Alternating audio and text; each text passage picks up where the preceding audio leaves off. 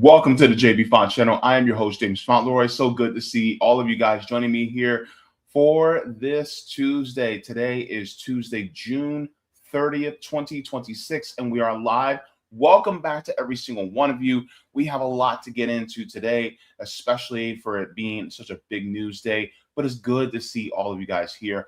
Please go ahead and do me a favor and go ahead and smash that like. This gives me a huge boost in the algorithm so that I can maybe be able to reach more people. And if you're watching this on a rewatch, please do not be shy of the hype button as well if you found value in what you're watching. Also, if you guys like to, you guys can subscribe to my Substack at jaybefaunt.substack.com. Gives you email notifications whenever I go live, upload clips, or write any articles. So you guys have that there already. Excuse me. Next, we also have if you guys would like to, you guys can ask me a question. I give you a video response, or if you guys want any videos for me to react to on video, I can do that through QBounty at qbounty.com/Jaybefaunt. So thank you so very much for that there. Guys, good to see all of you guys joining me here today. Yes, the rumors are true. Yesterday was my birthday, and it was a relaxing day. Look, I had to go to the DMV earlier that day because for some reason they wouldn't let me do a online schedule my renewal online, so I had to just walk in, but it wasn't too bad. I was probably in and out in probably about 30 to 45 minutes. It wasn't bad. So I was able to do that, and after that I had gotten myself a carrot cake and had some food and just relaxed. No plans. But yeah, it was pretty good. And so hopefully you guys had a relaxing day over the weekend. It was very hot over the weekend, and it just stopped raining. Is it still raining? It's very wet outside. And in fact, to the point where my power was flickering on and off, and internet was going in and out, and I was hoping that it would basically end by the time I started the stream, which it feels pretty good. I feel pretty good about it. So the clouds just need to pass. That's pretty much it now. But with that being said, let's get into the comments with everybody else and who are joining us as well. And let's get into the chats. All right. So we have Edward coming in saying, heard about the low turnout at Trump's 250. The people finally figured out that it was to commemorate Trump, not the anniversary. Yeah, I mean, his ego is so bloated that he thinks that he is America. And here's I'm going to say something that may be a little controversial to some people, but he really is the embodiment of what America is. He's the personification of it. You know what I mean? If you disagree, then that's fine, but I feel like he's really the personification of what this country really is. And people will say, well, no, because America's full of good people. And I'm like, yeah, but the qualities and the institutions and the beliefs that are instilled within this country really represent him, or people like him. And so that's why, I don't know, a lot of people are asking me about, well, about the 250, and it's like, well, you celebrate the 4th of July, and it's like, celebrate what? Celebrate what? Look, the natives haven't gotten their land back. Black people, we haven't gotten reparations. We haven't even gotten a damn apology. There's genocides happening all over the world. Our country destabilized many governments all over the world for decades. We're at a war right now with a country that they never started. And you mean to tell me that you want me to have pride in a country that is continuing not only multiple genocides, but also looks down on its people because it's allowed itself to be ruled by the parasite class? For real? And people say, well, your people were, helped build this country. And that's true. Yeah. At the same time, if I were to force people to build a house that they had blood, sweat, and tears over, but it was by force, and it's also the source of a lot of the exploitation and abuse and trauma that they've endured, would they still be proud of that house that they built? Or would they want to just be like, look, we did what we did, we're proud of us, but we're not proud of that because it was forced on us, not we didn't have our own volition to build that. That's how I feel. Like, I'm proud of my people, but I'm not proud of this country. See, that's the distinction, right? So yeah, for the 250, look, I see the Lakota Indians dancing on top of the flag. I say, hey, y'all got that right. Your blood has been spilled many times over. Yep. I'm standing with you. That's it. People gonna look at me like I'm crazy, but hey, that's just how I feel. Edward says, instead of the U.S. funding our citizens, we pay for Israeli people's healthcare, yet we don't have it. That's also true. Thank you for the happy birthday wishes, Roger. I appreciate it. Thank you so very much. All right. Holly coming in saying, ooh, excuse me. Hi, JB, checking in. Good to see you. Good to be checked on. Let me see. Roger says, SCOTUS decisions today. One, lifting the cap on how much political parties can donate to their preferred candidates. Bad. Yeah. So what I'm going to do, Roger, is I'm going to star these so that I can address them when we go over that particular segment, because I do want to read the responses about that segment as well. So yeah, thank you very much for that. Terry says, happy birthday, Jamie and me. Wait, your birthday was yesterday or today? Oh, snap. What? Happy birthday. Everybody put a happy birthday in for Terry. Put a big happy birthday. If you guys can put like cakes and gifts and confetti in there too, go ahead and do that too.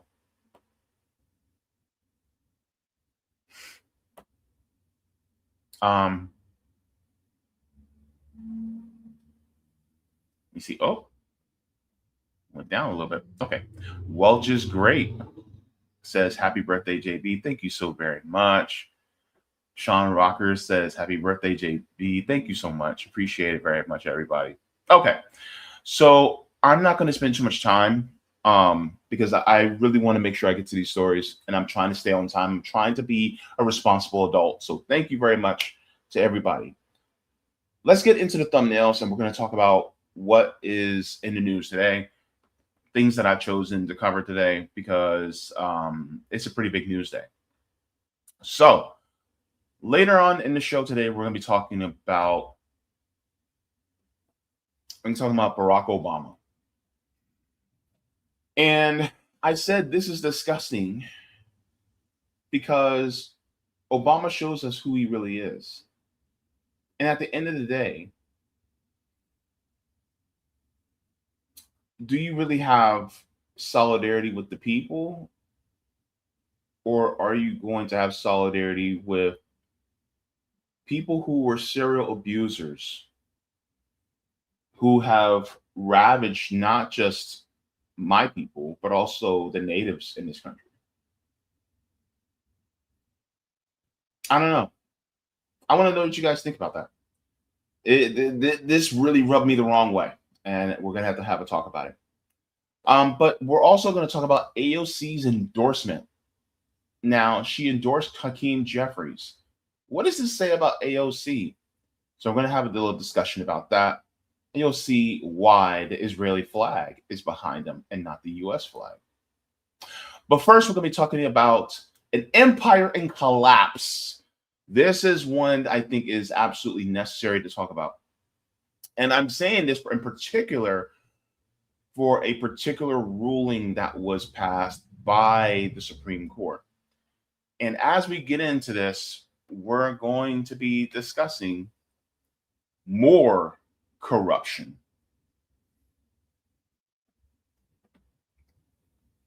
So the United States Supreme Court today actually gave a ruling on multiple different cases that have reached their stand. And so now we are talking about it.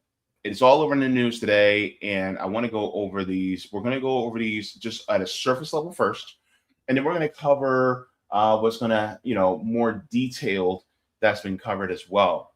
But one thing I want to make abundantly clear is that these rulings are going to be affecting your very life and really the immediate future. And how these are going to affect your life and why these are going to affect your life, I think you guys really need to pay very close attention to. We're going to be talking about three different things. We're going to be talking about women in sports. We're going to be talking about financing of elections, and we're going to be talking about birthright citizenship. Those are the three big things that have happened today that we are going to be discussing.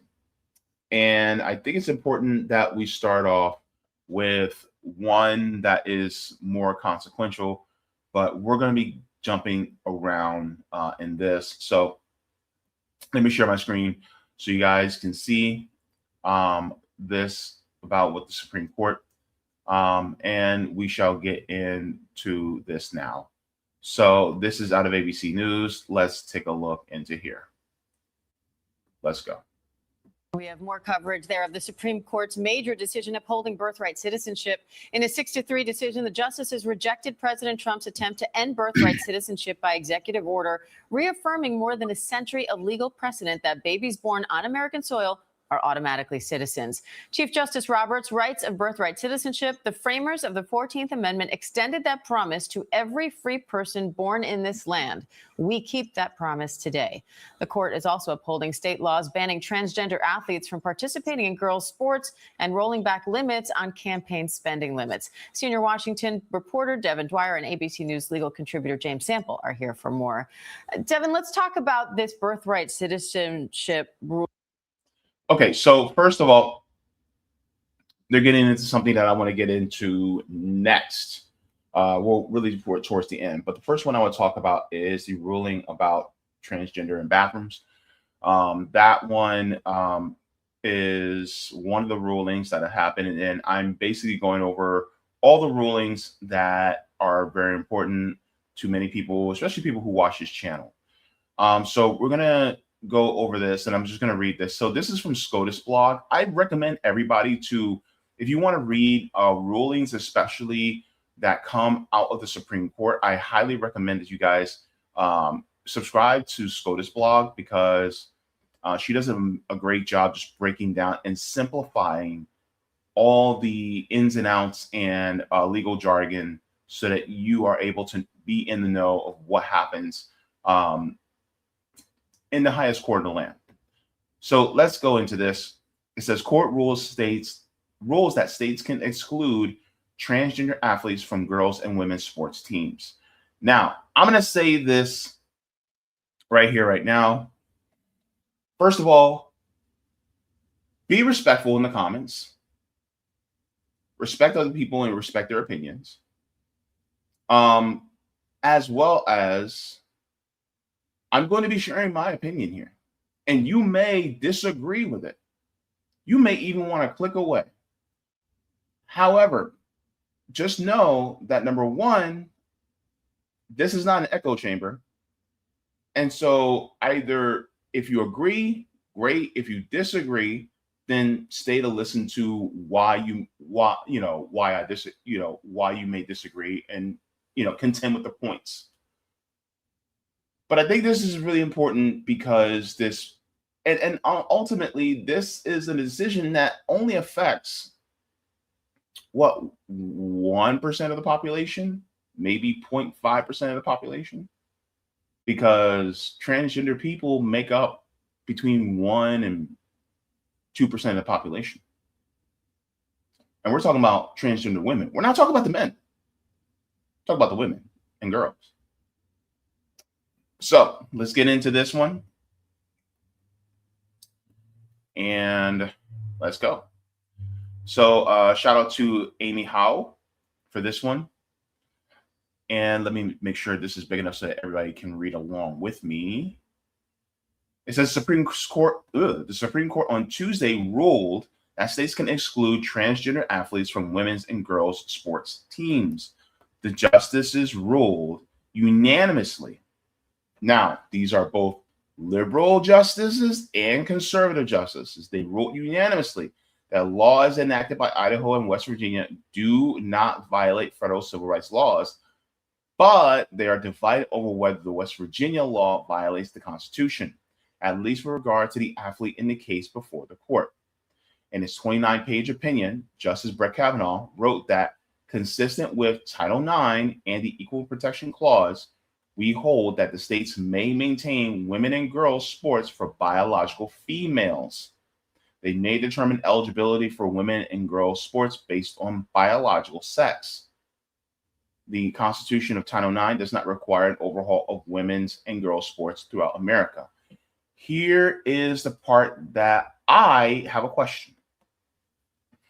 If that's the case, where it's only reserved, if women and girls sports in schools are only reserved for people that were born biologically female, then does that mean that trans men and trans boys can now compete in women's sports?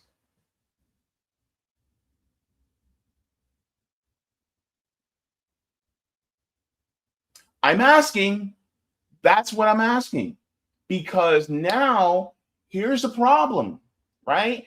If women and girls can't compete, if trans women and girls cannot compete in women's sports, then equally that means that trans men cannot compete in men and boys sports as well.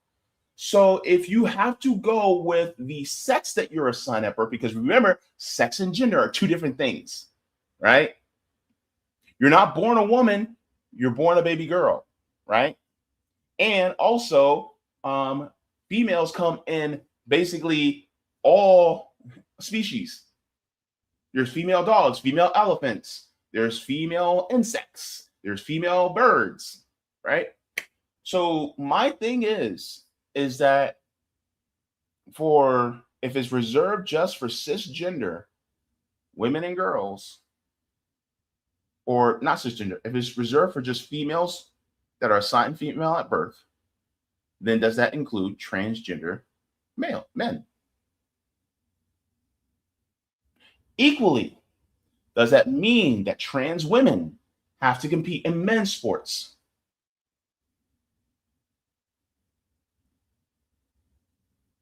I'm just asking questions here.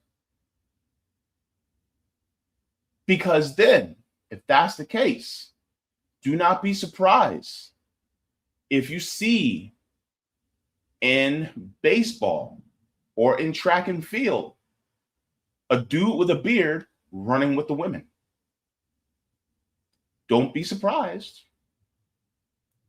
I'm just putting the reality out there, right? Because you may think that you can tell who's trans or not. I guarantee you there are a lot of trans men out there that I had no idea. None. They're like, look at the hands, look at the face, look at the Adam's apple. First of all, every single person, regardless of gender, actually has an Adam's apple. It's more prominent in males than it is in female. So yeah, can't look at the Adam's apple. People are like, look at the hands. I know some men with small hands. Cisgender men, I know some with small hands. I know some with high voices. Cisgender men, yeah, absolutely. So if I see them, if they're assigned female at birth, guess what? Are they going to be able to compete in women and girls sports if they are assigned female at birth? Despite having mustache, beards, whatever, what have you. And I'm talking about like college, right? What if it's assigned female at birth, but they're on puberty blockers, so they look like a boy? Let's continue on, because I don't want to get too much in the weeds. So it says Justice Sonia Sotomayor, in an opinion joined by Justice Elena Kagan and Ketanji Brown Jackson, contended that the majority extends great sympathy to those it favors, the young cisgender girls and women who play sports. I share that sympathy. Playing sports can lead to benefits that are immeasurable, and many are understandably invested in ensuring that competition stays fair and safe. Because the majority, however, inflicts a hardship on those it disfavors without giving them the fair and full opportunity the Constitution requires to litigate their contentions. I respectfully dissent. Now, here's the thing. Let's say you have somebody that's 19, 20 years old that wants to compete, and they're they're assigned female at birth, but they are a trans man. Now, because they're a trans man, are they going to be okay with them while they are still taking testosterone? And then also, will it be fair to trans women if they have to compete with other men while they're taking estrogen? These are some of the questions I think we have to ask. And some people may say, well, it's about protecting girls. And I'm like, okay, fine. But what about the trans men? We don't want to protect the boys?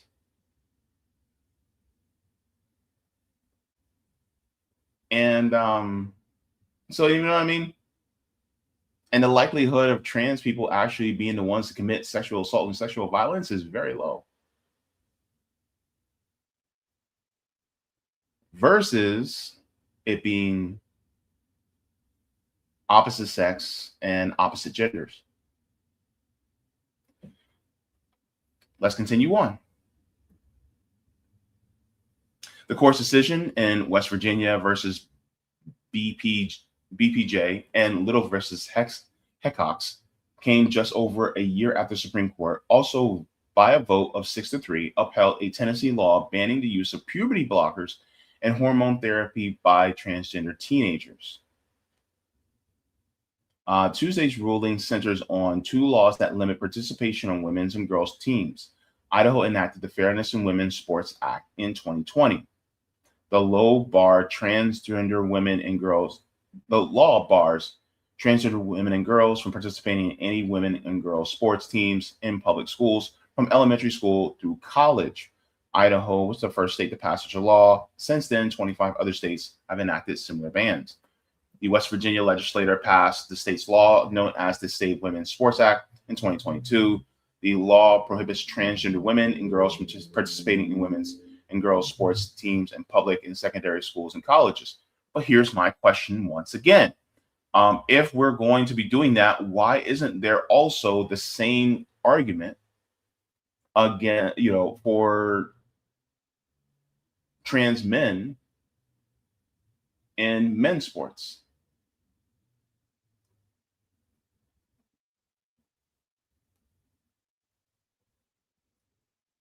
Because if that, by that very notion, then trans men should be disadvantaged from cisgender men.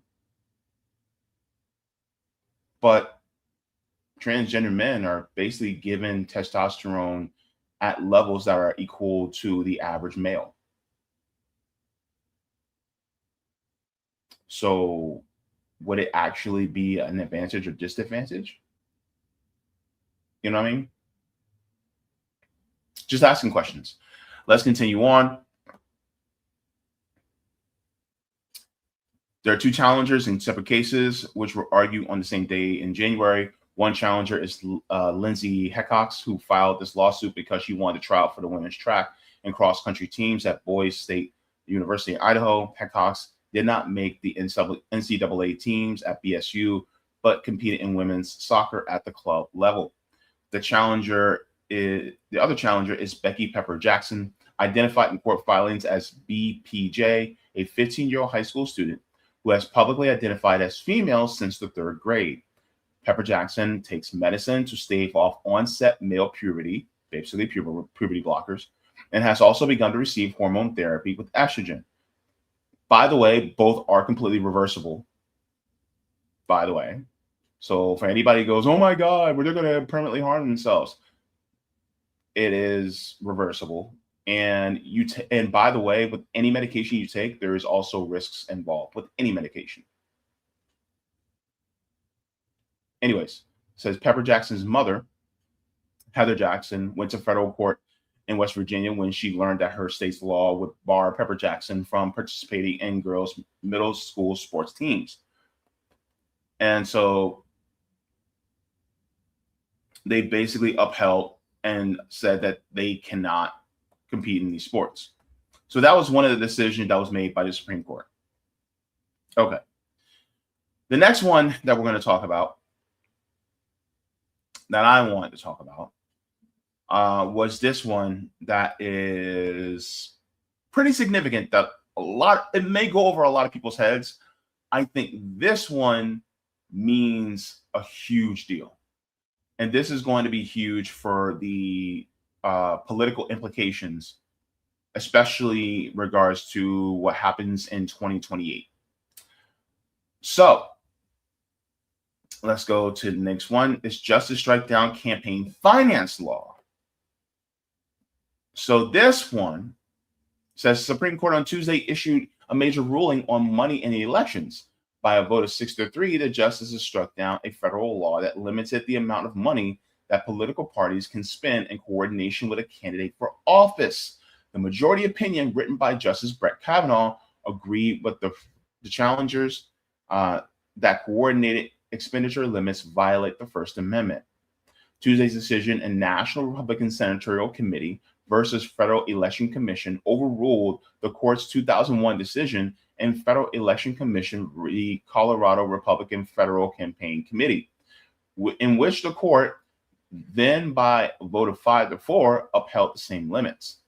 So Justice Brett Kavanaugh said that Tuesday's ruling treats all the political parties equally.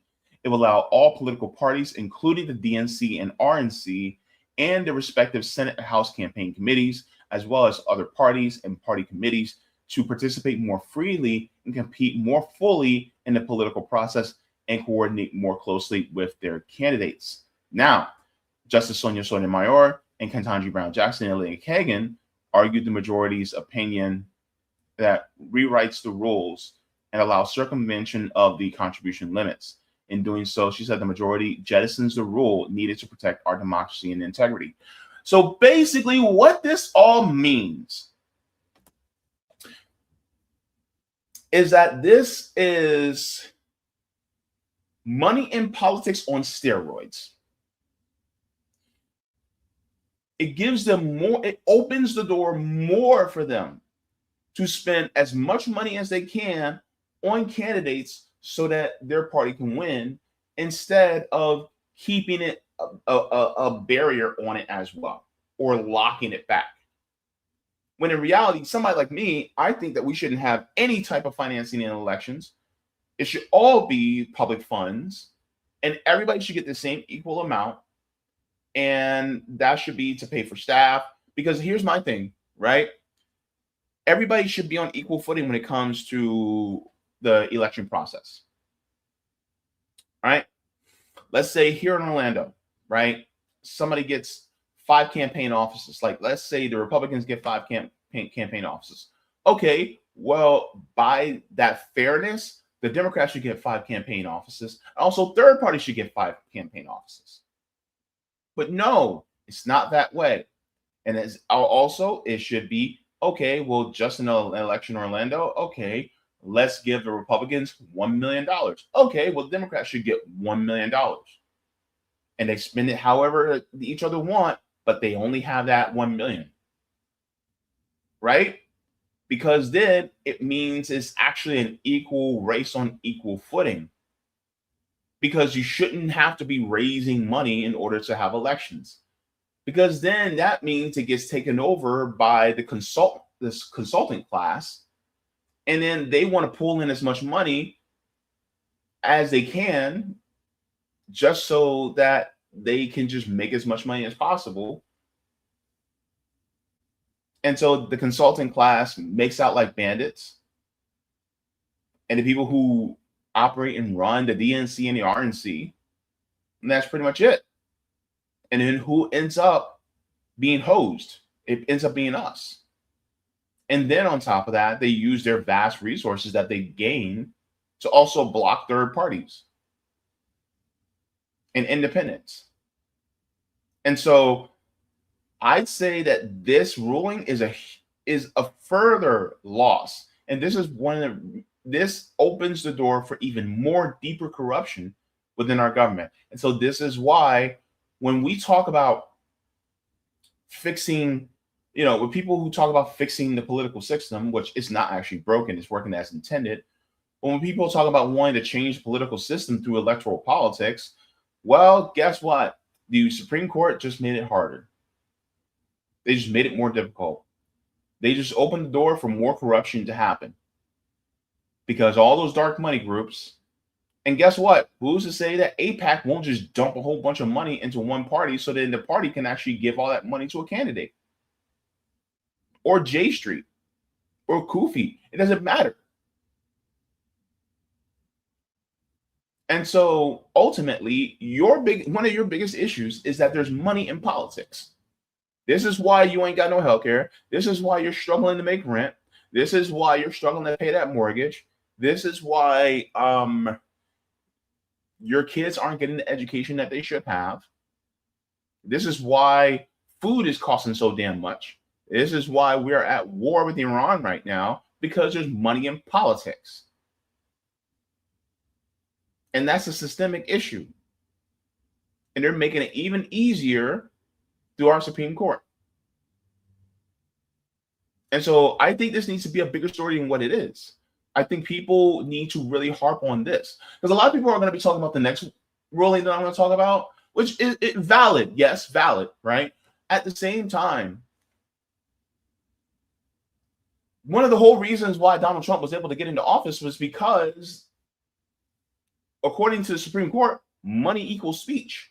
So guess what, right? Like, look at what happened to Cory Bush. Because money equals speech, guess what? AIPAC funded her opponent. Guess what happened with Thomas Massie? Because money equals speech, they dumped all that money into Thomas Massie's opponent. And so those of you who are like, oh my God, but this candidate, they have so much integrity and actually want to fight for the American people. Well, because of the money in politics, and now the Supreme Court just blew the door wide open on it. And this is one of the reasons why I say, no, we can't reform this. There ain't no reform to this. This system must be dismantled completely. We must build a system anew. But the problem is, some people are too scared to do it.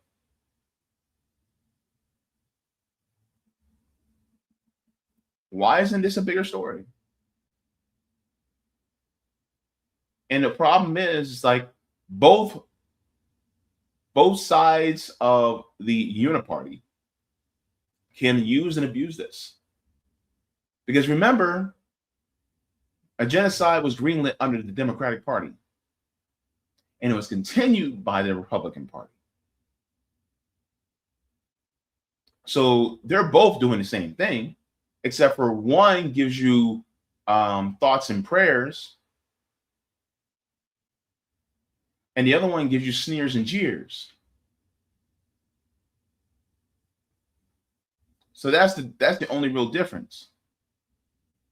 And I think it's important that we talk about what's going on as far as campaign finance, because a lot of people are sitting here going, man, well, we just need to vote. No, baby, you need to do something else.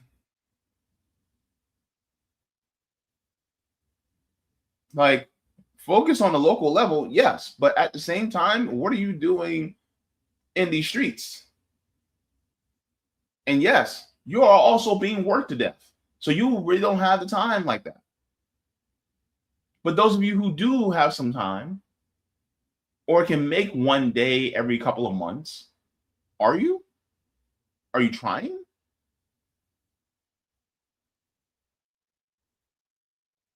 These rulings are because this US Supreme Court is owned by the parasite class.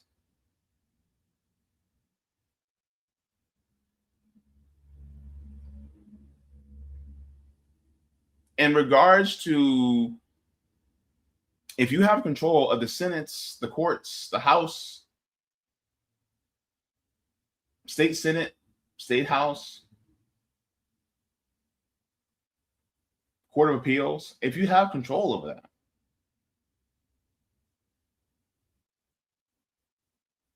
you don't really have to worry much. And the parasite class has that. They have that control. And even if you have a win today, it doesn't mean that you'll still have a win tomorrow, because it's all systemic. Let's move on to the next and final one that I want to focus on.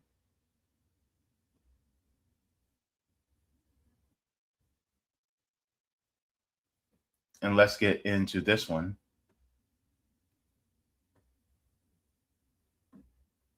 So now we're going to be getting into the whole birthright citizenship one. We're going to get into details of that in a second, but let's go back to this ruling. How significant is this for the court to stand by this legal precedent? You know, it's not a particularly big surprise, Diane. This is something that every lower court that has looked at it has struck down or sided against President Trump. So in that sense, it's not that monumental, but it is significant given the political significance to President Trump and what he has put into this case, lobbying the justices on social media, attending those arguments in person. Certainly today, a big disappointment to him, and a movement that has been going on in the shadows really for decades to try to reinterpret the 14th Amendment and crack down on citizenship to certain non-citizen parents. But what Chief Justice John Roberts did today was focus on the text of the 14th Amendment, saying that it means what it says, that all persons born in the United States are citizens thereof, and also leaning into a precedent from 1898. Of course, this is not the first time the Supreme Court has looked at this issue, pointing back to that case, saying they got it right back then. It still stands today. And what that means is this order will not be allowed to take effect. A huge relief for a lot of people in the immigrant community, particularly asylum seekers, Diane, who have fled to this country, are here legally, and many of them have wanted to start families here. So here's the thing, for a lot of people, you know, who may have missed that part in civics class or forgotten, but the Supreme Court is there to interpret the law. And so in interpreting the law, they ruled that the 14th Amendment applies to anyone and everyone that is born here in the United States, no matter where their parents came from. A lot of people want to change the definition because of what has been happening for the last few decades. Because a lot of undocumented immigrants have come into the country, and a lot of undocumented immigrants are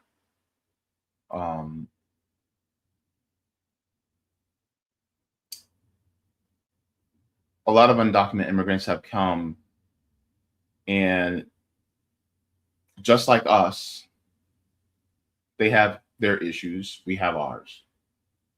But the problem is, it's like there's a hyper focus on their issues. And the problem is people don't talk about the why that they're coming. Because we wouldn't really be having this conversation if the United States didn't push this, push imperialism around the world. Or I should say, it wouldn't be as big of an issue. It would be less significant. But the problem is, because the United States is the way it is, and doing what it has done around the world, coups, sanctions, blockades, wars, well, then you have a lot of people who flee to this country because it's more beneficial to be behind the barrel of the gun instead of being in front of it. And so a lot of people have fled to come here because of the destabilization that our country has done. And because of the 14th Amendment, they come here and they're able to have kids here, which also kind of solidifies their ability to stay here. But at the same time, are they purposefully coming here to have kids so they can stay? Some, yes, but some, no. Because some people, I don't know about you, but do you really want to leave the area where you live, where your people are from, where you have roots? Do you really want to leave that area and then come to a place where like 50% of the people don't like you and they don't want you there in the first place? And then you have to learn, another language. You got to learn another history. You got to do all these different things. All because that same country that you're going to decided to take out your democratically elected leader or sanction you to high heaven, or to destabilize your country and your government because of what's underneath your feet. And so then you go there, maybe you're about to have a kid, or maybe you didn't know that you were about to have a kid. Maybe you had to flee, and maybe you're there, and then you realize, oh my God, I'm about to have a kid. These things happen. And so I'm gonna be honest with you. This ruling was a huge blow to Trump. Massive blow. And the Trump administration, they're ass out on this one, because they were hoping the Supreme Court would be able to do this. And they were hoping that they would be able to, because they have to go through the Supreme Court or they have to go through the legislator.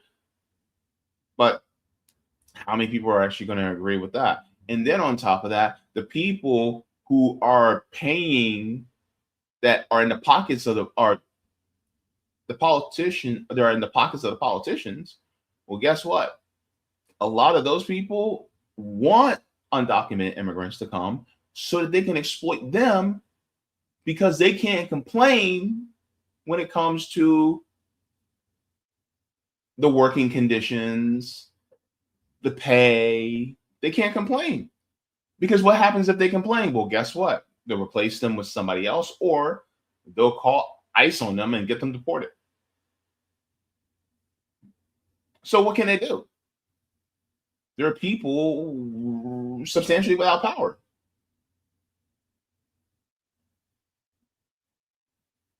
And so this is why this is such a huge blow to Trump. But at the same time, let's be real.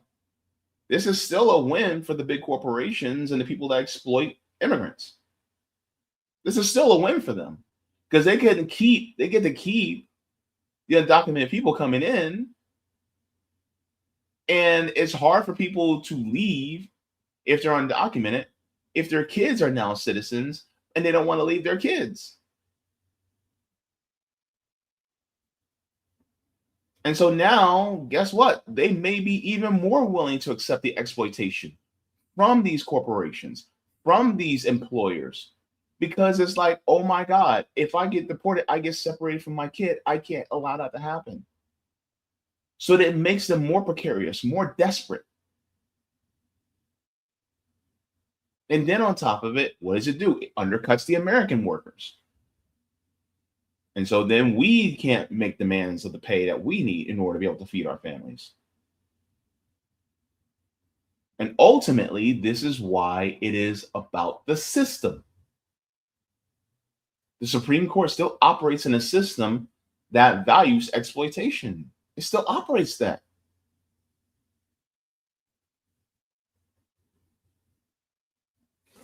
Let's continue on. James, this decision came down 6-3. What do you make of the dissent? Well, Diane, the fact that there is a dissent speaks to exactly what Devin was just referring to, that this is remarkable in the sense that it is surprising at all, which is to say that a rule that has been the rule since 1868, a Supreme Court precedent that has been on the books since 1898, was a question at all, says a lot about the degree to which, often the formalists use the phrase the Overton window. You can just say the level of expectation in America has shifted significantly when a question that is that settled, that had been the status quo for 127 years, was nonetheless an open question. And the idea that there's a dissent when we're talking about an amendment, in essence, to the 14th Amendment, there's a process to amend the Constitution, and that process is not via an executive order. So the fact that there is a dissent is, I think, telling as to just how far the court and the country has moved. And I want to bring in our chief White House correspondent, Mary Bruce, because, Mary, this was a priority for President Trump. How do you expect him to respond to this ruling?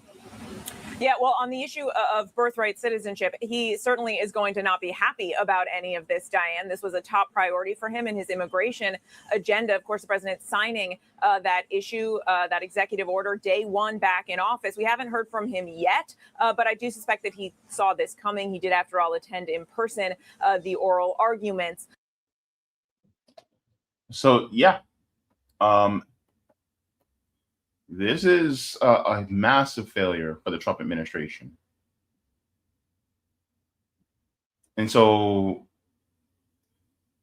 really all this is going to do is just going to anger some of his base into wanting to push out more people who are part of the Supreme Court. However, the only person I can see that could vacate the seat anytime soon is you have Kagan, Sotomayor, and Jackson. I think the oldest of them is Sotomayor. The three liberal justices. Outside of that, everybody else is a conservative. And so you will have to replace the three liberals with all conservatives, but Sotomayor seems like she's still going pretty strong.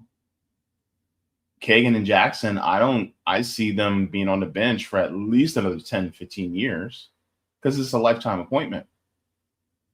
So I don't see any change happen within the Supreme Court for quite some time. I don't see any change happen in the Supreme Court, barring somebody suddenly, passing away. Outside of that, I don't see.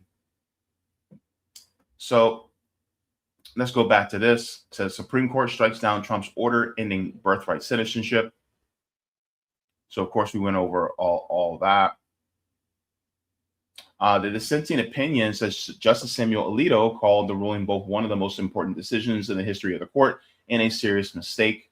It says careful analysis of the text of the 14th Amendment and not the process that led to its adoption shows that it does not degrade the concept of the United States citizenship in this way. Instead, the 14th Amendment confers citizenship only to those children who at birth owe allegiance solely to this country.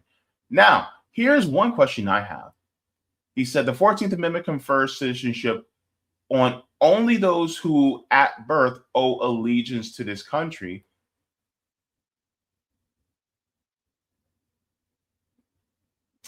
What about the people who have dual citizenship with Israel?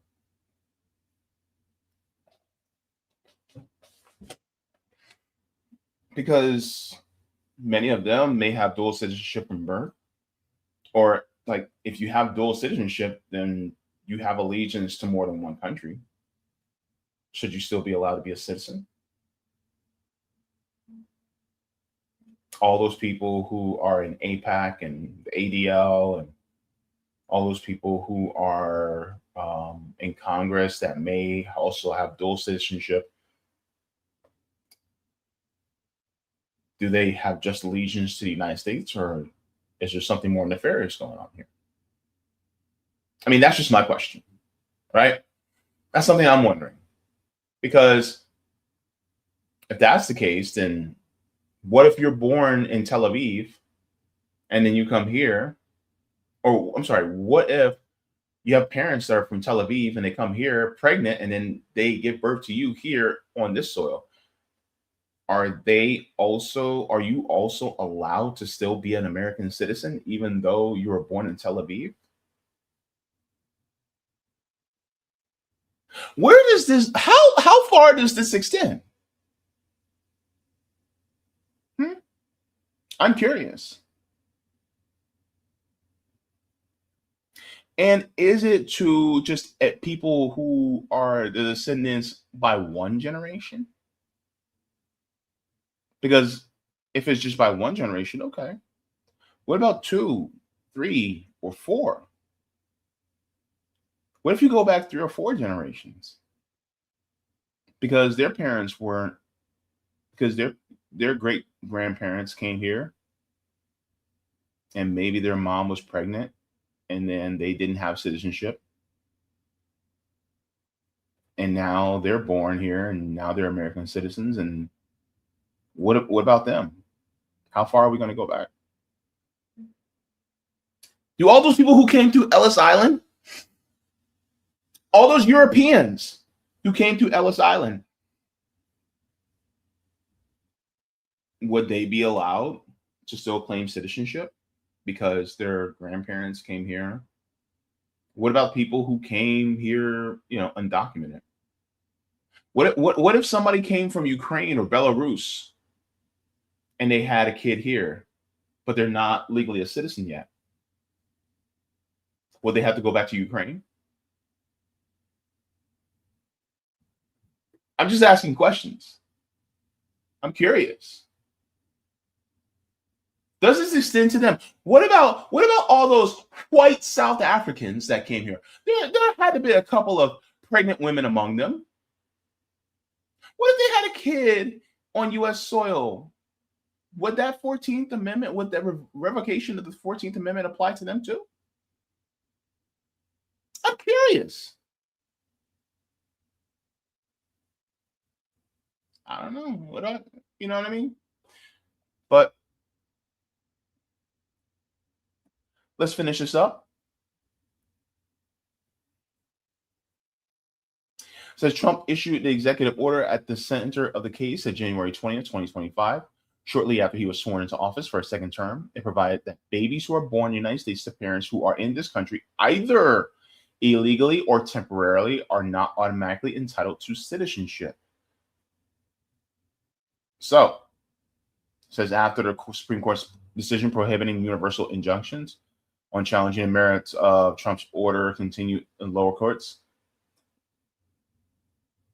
it says a federal judge in New Hampshire issued a preliminary injunction that blocked the federal government from forcing an order against a class of babies born after February 20, 2025, or who would be denied U.S. citizenship by that order.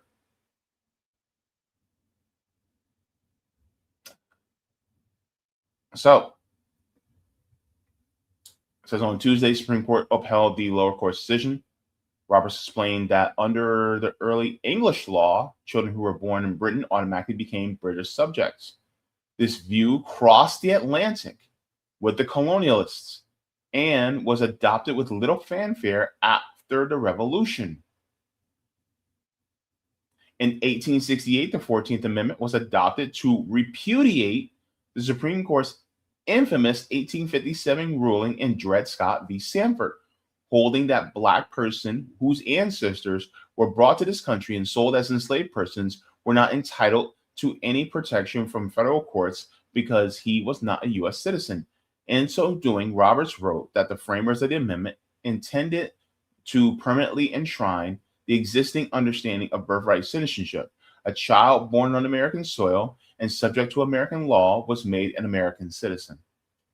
Supreme Court then reaffirmed the principle in 1898 in the case of Wong Kim Ark, who was born in San Francisco to parents of Chinese descent. When he returned to the United States from a visit to China in 1895, immigration officials would not allow him to enter the country on the ground that he was not a U.S. citizen. What the court held in Wong Kim Ark was simple. The citizenship clause incorporated common law and granted citizenship to nearly all children born in the United States. Not surprisingly, then, in the 128 years since, we have repeatedly understood the rule to guarantee citizenship to all children born in the United States and subject to its power. So John Roberts, a conservative, rejected the government's argument that even if birthright citizenship was a norm in early U.S. history, by the time the 14th Amendment was enacted, the key question was whether a child owed primary allegiance to the United States, which in turn hinged on domicile, the place in which someone has a permanent home. As an initial matter, Roberts said that the scant evidence for this dramatically revisionist review. But in any event, he added that Congress intended to limit American citizenship to the children of those domiciled in the United States. Nothing in the succinct language of the Citizenship Clause conveyed that design.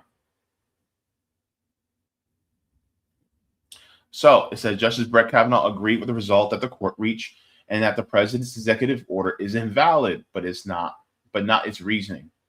In his view, Trump's order does not violate the 14th Amendment, but does violate a federal law providing that children who are born in the United States and subject to the jurisdiction thereof are U.S. citizens.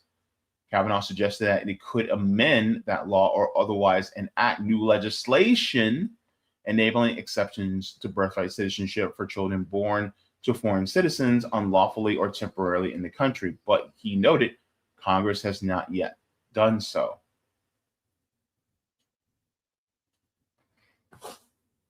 And so Clarence Thomas and Neil Gorsuch had also dissented. They were the ones that dissented. And I think it was Justice Thomas said that the majority's account, he called the majority's account not historically accurate, and it adds to the sad history of the 14th Amendment, which was designed and understood to secure equal rights for the freed blacks, but has instead been repurposed for political projects that the Reconstruction Congress did not support. So, it's just, ultimately, I say the corporation still won. Because as long as there continues to be undocumented immigration, which also the United States and their actions geopolitically buttress, then it's not really going to, help them much, because they're still going to be exploited as workers. And they're still going to be held under duress, because if they get deported, then what's going to happen to their children? So, Donald Trump, he fell flat on his face miserably on this one.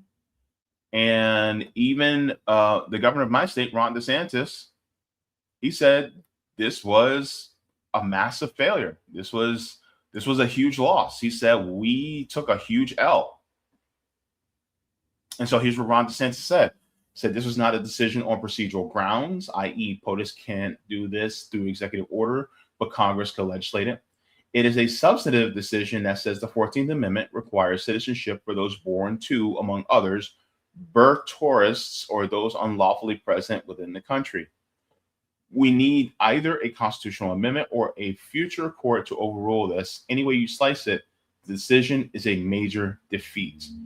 So that basically is what he is saying now.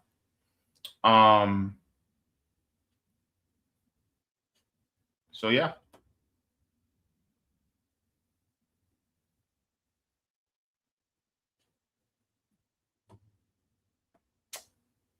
So I don't know, man. It's just, I don't know. What do you guys think? Because I think that ultimately it's just, no matter which way you slice it, using Ron DeSantis' words, as long as the system continues, somebody is going to get hosed. And I'm not saying that to just fly open the borders. What I'm saying is we should not be having a country that pushes people to come here under duress in order to survive.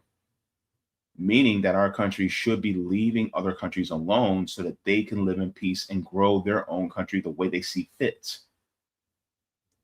If our country dislikes immigrants coming in undocumented as much as they do, then they should be gung-ho about stopping whatever decisions that are made by our government, which really are decisions made by the parasite class, to make conditions where it causes people to flee to come here, including the sanctions, the blockades, and the coups that happen because of what our government does.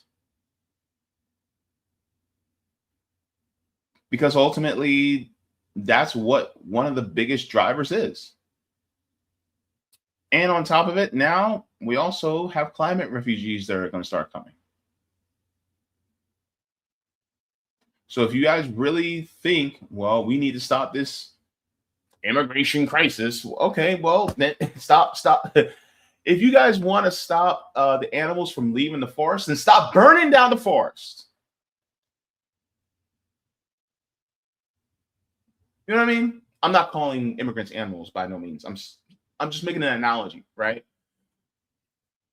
You don't want them to, like, look, you don't want the deer to come into your yard. Well, guess what? Stop destroying their home. You know what I mean? You don't want the woodpeckers to be pecking wood next to your house and making noise. Well, guess what? Stop cutting down the trees. Duh. You know what I mean? Same thing. You want people to be able to, like, the best way to help immigrants is to leave their countries alone and allow them to thrive how they see fit. And that's also what worker solidarity means, because I wouldn't want to have to be in their position. So why are we so willing to make that happen to them? So yeah, pay attention to what Supreme Court decides, man, because ultimately it's going to be affecting us in the very near future. And it's about to be a rocky ride. All right, everybody, go ahead and give a like to the stream. Thank you so very much. We're going to go into the rest of the chat, and then we're going to move on and look at super chats and the like. But first, we're going to give a shout out to the patrons on Patreon, and then we shall go and have a conversation. So here are the tiers. We have Mega Jaybefaunters, Super Duper Jaybefaunters, Super Jaybefaunters. Then we have Comrade Jaybefaunters, and then Comrade, Solidarity, and JB members. And thank you to all brand new members for becoming members and keeping this channel alive. Deeply appreciate it. You guys are real ones. Appreciate it so very much. Thank you from the top and bottom of my heart. All right, so let me check to see if we have any Rumble rants, and then we shall check to see if we have any super chats as well. Let's see.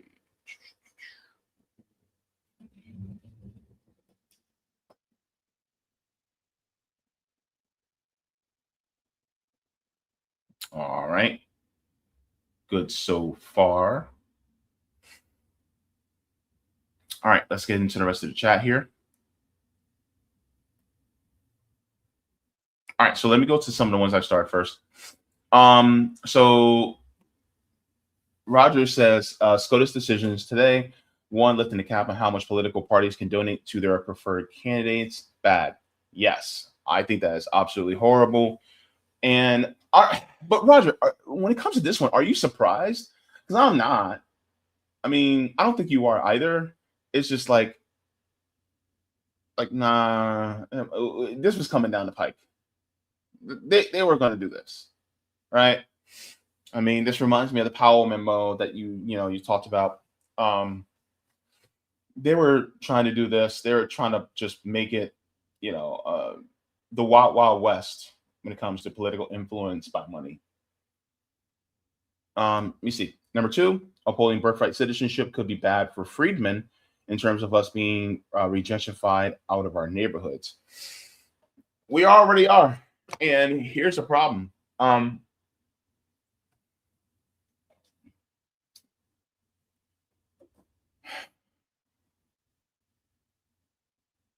Even if they were to end the birthright citizenship and completely kick out all these immigrants and children of immigrants, the system still exists. And then you can argue and say, well, it would make things better for us because then they would have to pay us. No, they wouldn't. They treated us like shit before all these immigrants came in, and they'll continue to treat us like shit afterwards. I mean, the problem is like, to me,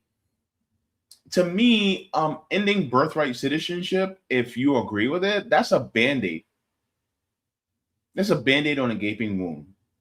Because as long as the United States continues its geopolitical strategy of the law of the jungle, guess what? You're still going to always have this problem.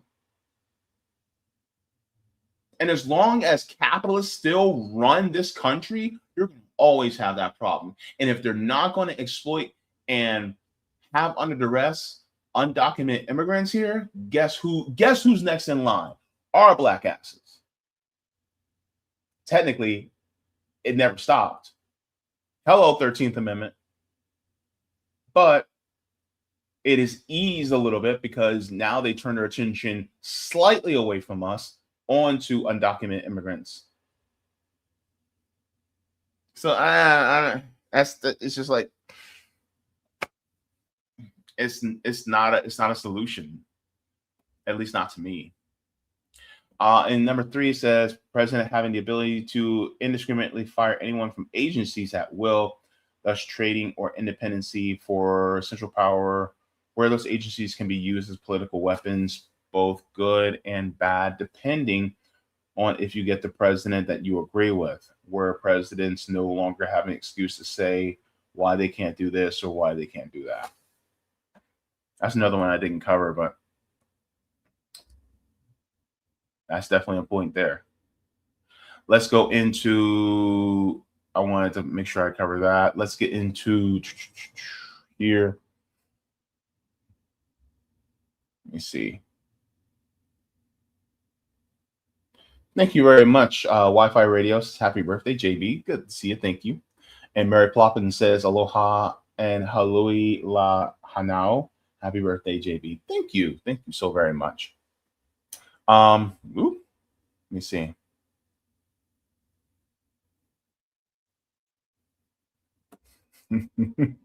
Dude turns 1 year older today, and now he wants to be a responsible adult. Give me the old James. Sorry. Sheila says, Feliz cumpleaños. Happy birthday, JB. I hope I said that correctly. Thank you so very much. Let me see. Thank you very much. Bryce also says happy born day. Appreciate that. John Kemper says the medical industry needs to back off robbing people. Yeah.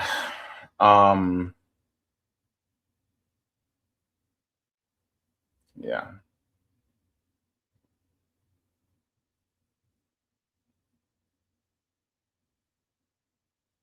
Stoop Sign says this isn't red meat to the Rumble demo so far.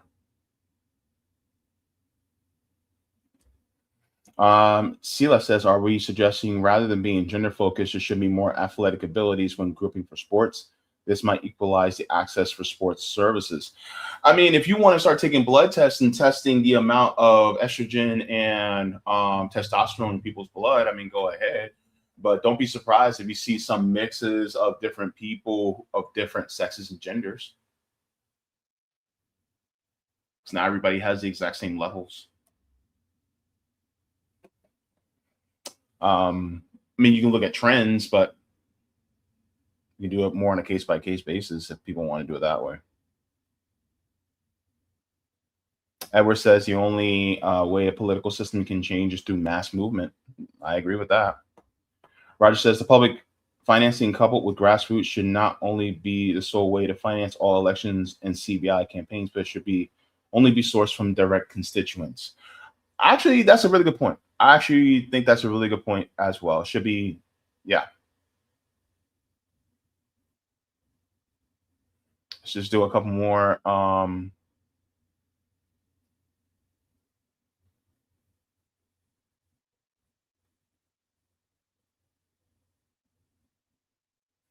John Kipper says, I was hoping for free passage to Cuba to me and me relatives.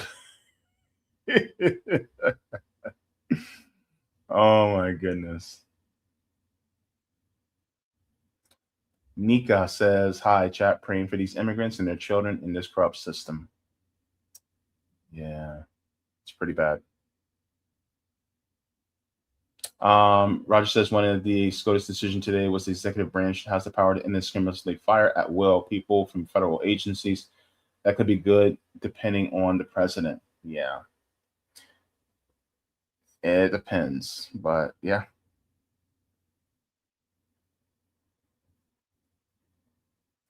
Holly, wait, says John McCain was born in Panama. Was he? Hang on.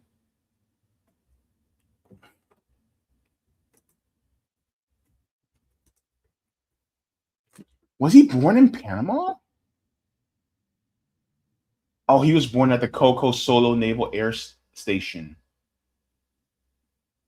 Ah, so he's still considered an American citizen because he was born on a base. So that's the way you can get around it.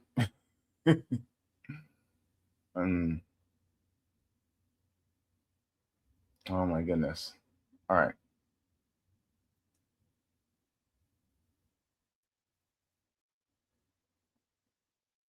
All right. Thank you very much to CW says, I hate giving you a cut, but I have to since it's your B-Day. Whoop, whoop. You hate giving me a cut? Why? I appreciate it. My goodness. Appreciate it. All right, so let's get into the next subject that we're going to get into. This is not looking good for AOC. So there was an endorsement that we're going to be talking about, and this endorsement is no good. It's no good because the person who she endorsed is really just a puppet. A puppet for AIPAC. And so I want to jump into this because ultimately somebody like AOC doing this, I think personally, it just shows like she is who a lot of us on the left thought she was. And I think we should really just like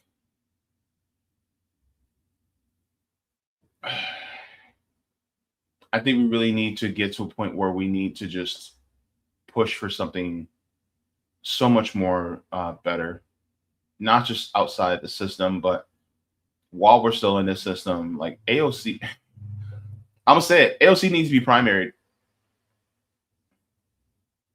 Let's get into this. Predictable.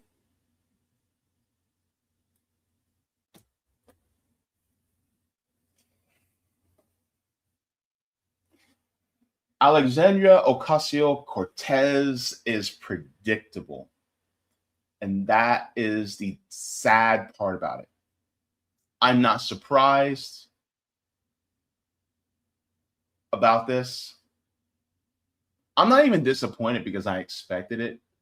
But the whole situation is just sad. AOC has decided to make an endorsement of a particular person that I think it is absolutely going to be tragic for her politically, especially since a huge chunk of Democrats are now turning on Israel. So let's get into this. This is going to backfire, in my opinion. How badly remains to be seen, but let's take a look. For me, and we have a broad caucus, right? For me, I have made very clear that one of my priorities in determining and in a leader determination is securing public housing financing for New York City. And Leader Jeffries has made his prioritization for the residents of public housing very clear. And for that reason, I will be supporting Hakeem Jeffries for leader. For me, and we have a broad caucus, right? For me, I have made very clear that one of my priorities in determining and in a leader determination is securing public housing financing for New York City. And Leader Jeffries has made his prioritization for the residents of public housing very clear. And for that reason, I will be supporting Hakeem Jeffries for. Okay, so she says for securing funding for public housing. This is how they get you. This is how they get you. And I'm going to be sharing a video from Ryan Knight because he also harps on this point, but I'm coming at it from a different angle. This is how they get you, because they will say, oh my God, look, this person is doing all these good things. And while they're doing these good things, the same person that does these good things are also doing horrible things to other people abroad, or allowing it for it to happen.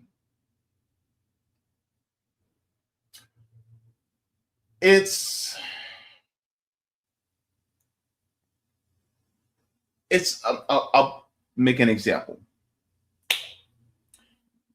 It's, you get Medicare for all, just allow us to continue to destroy Venezuela and Cuba. You can get your Medicare for all, just look the other way while we destroy Cuba and Venezuela. Deal?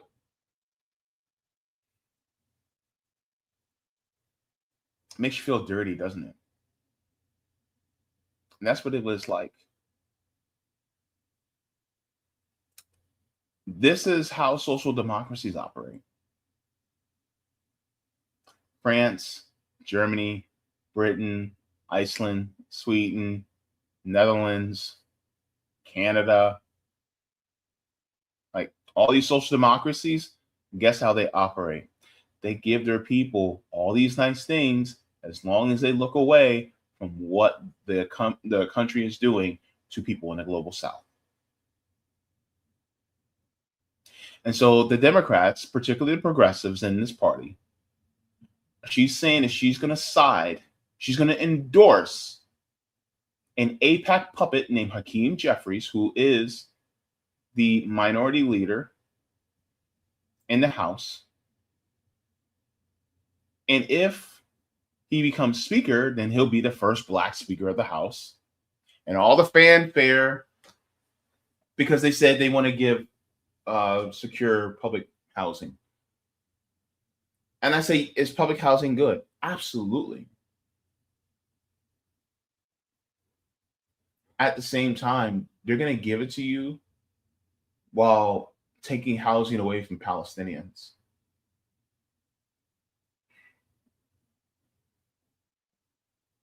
And the part that hurts the most is that they put you in that position. They put you in that position. They put you in that position to choose either yourself or other people.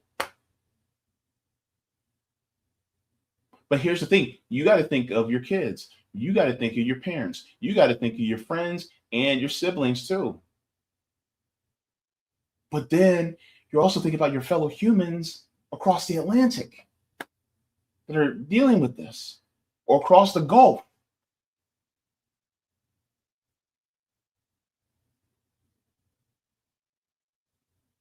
And I say shame.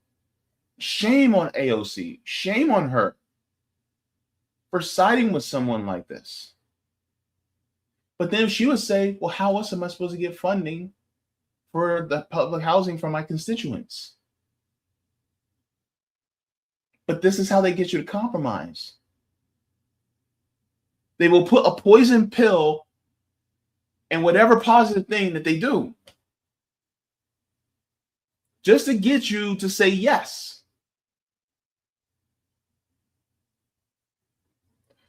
You could be dying of thirst and they will give you a cup of water, but then they will lace it with cyanide and say, here, hydrate yourself.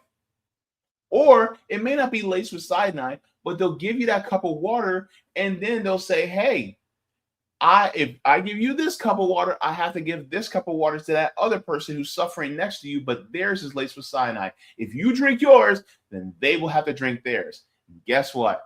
Then it will be laced with cyanide. How bad do you want the water? How bad do you really want it? So then they pit an oppressed people versus another oppressed people. That's how it works. They pit oppressed people against each other. What do you think is going on with undocumented immigrants? And then us, as American citizens, they pit oppressed people against one another. They're doing the same thing here. It's just a more nicer, acceptable version painted with some sunshine and rainbows on top.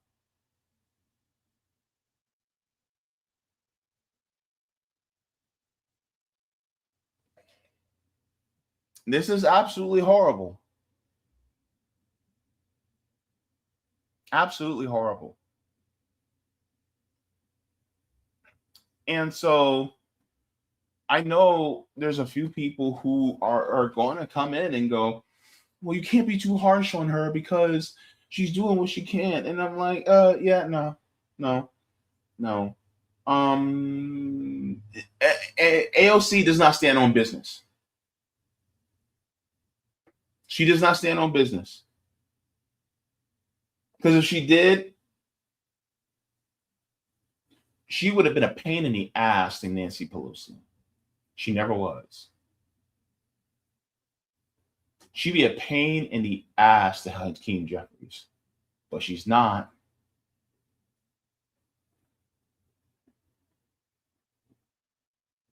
And that's why it's never, hell, she may not even be in Congress anymore if she was actually a pain in the ass to them.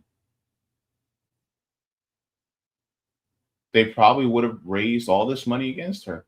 And a lot of times these politicians will go, well, I need to stay in Congress because I need to at least mitigate some of the harm. But that harm reduction is still deadly.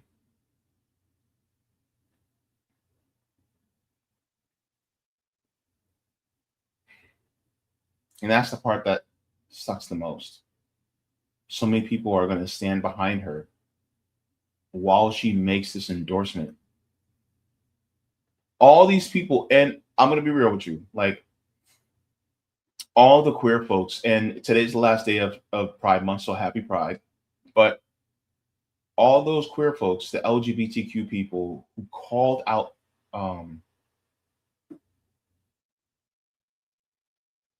what is his last name's Wiener. I'm blanking on his first name. But he did all that great legislation for trans folks and queer folks. Yeah, great. But at the same time, he also sided with Israel. So he's a Zionist. And they called his ass out to the point where they actually made him cry.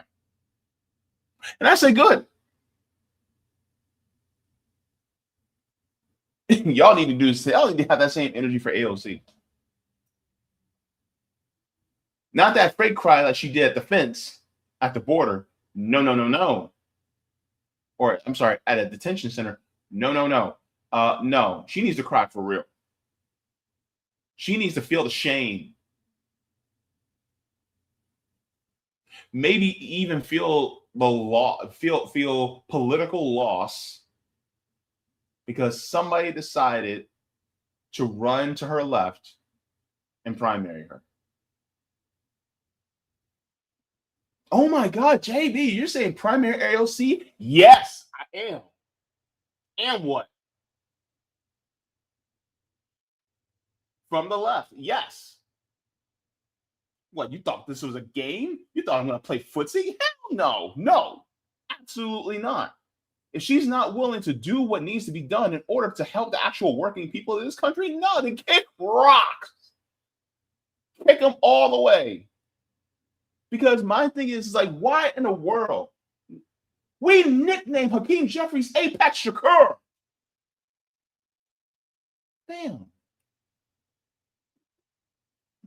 What is she doing?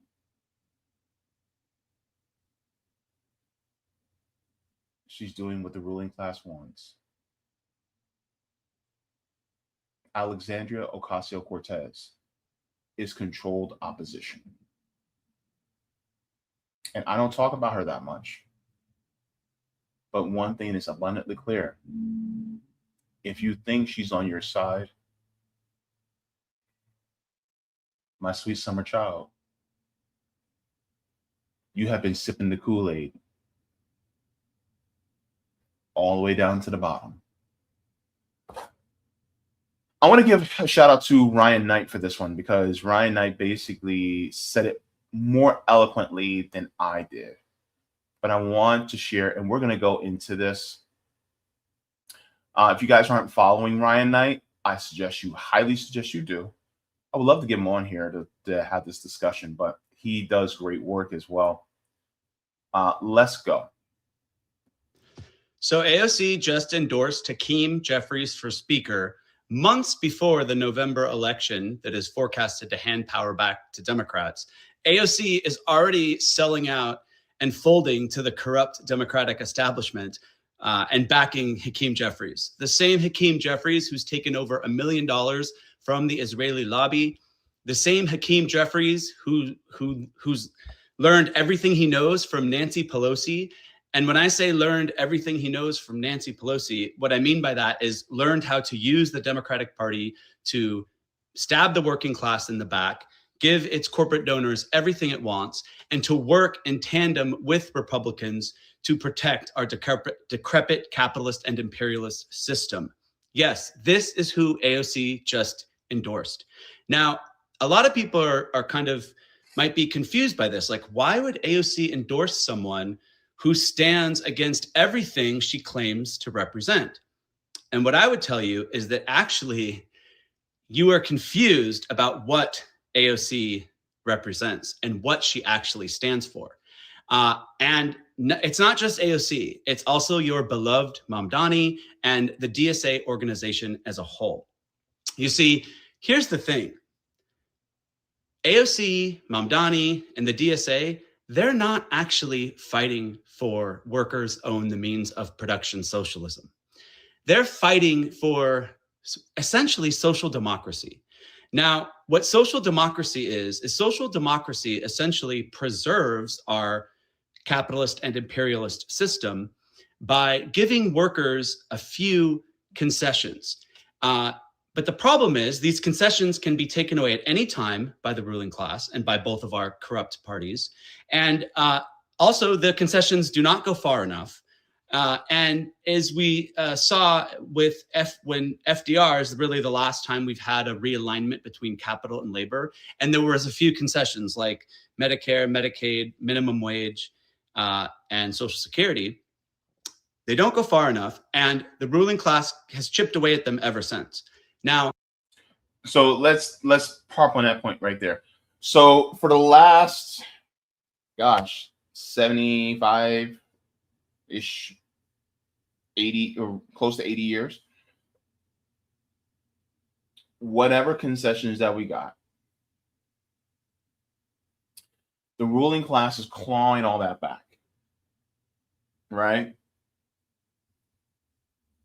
It's like we have full Medicare. We've had full Medicare.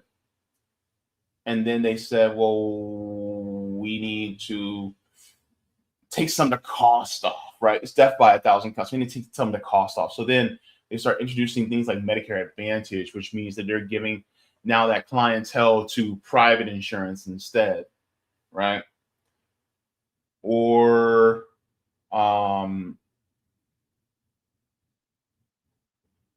they're making it so that when it comes to housing, like we could afford it, but now it's becoming even more unaffordable. Housing prices have dropped like a rock.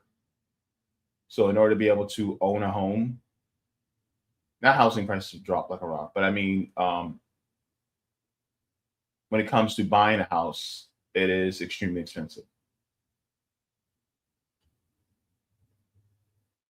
And people who own their homes, their values have gone down. So some are underwater. And so there's all these different things that have happened within here in the United States. And so because we're at a point now where we're fighting for the same things that we once fought for during the Great Depression, that means that we don't really have those benefits anymore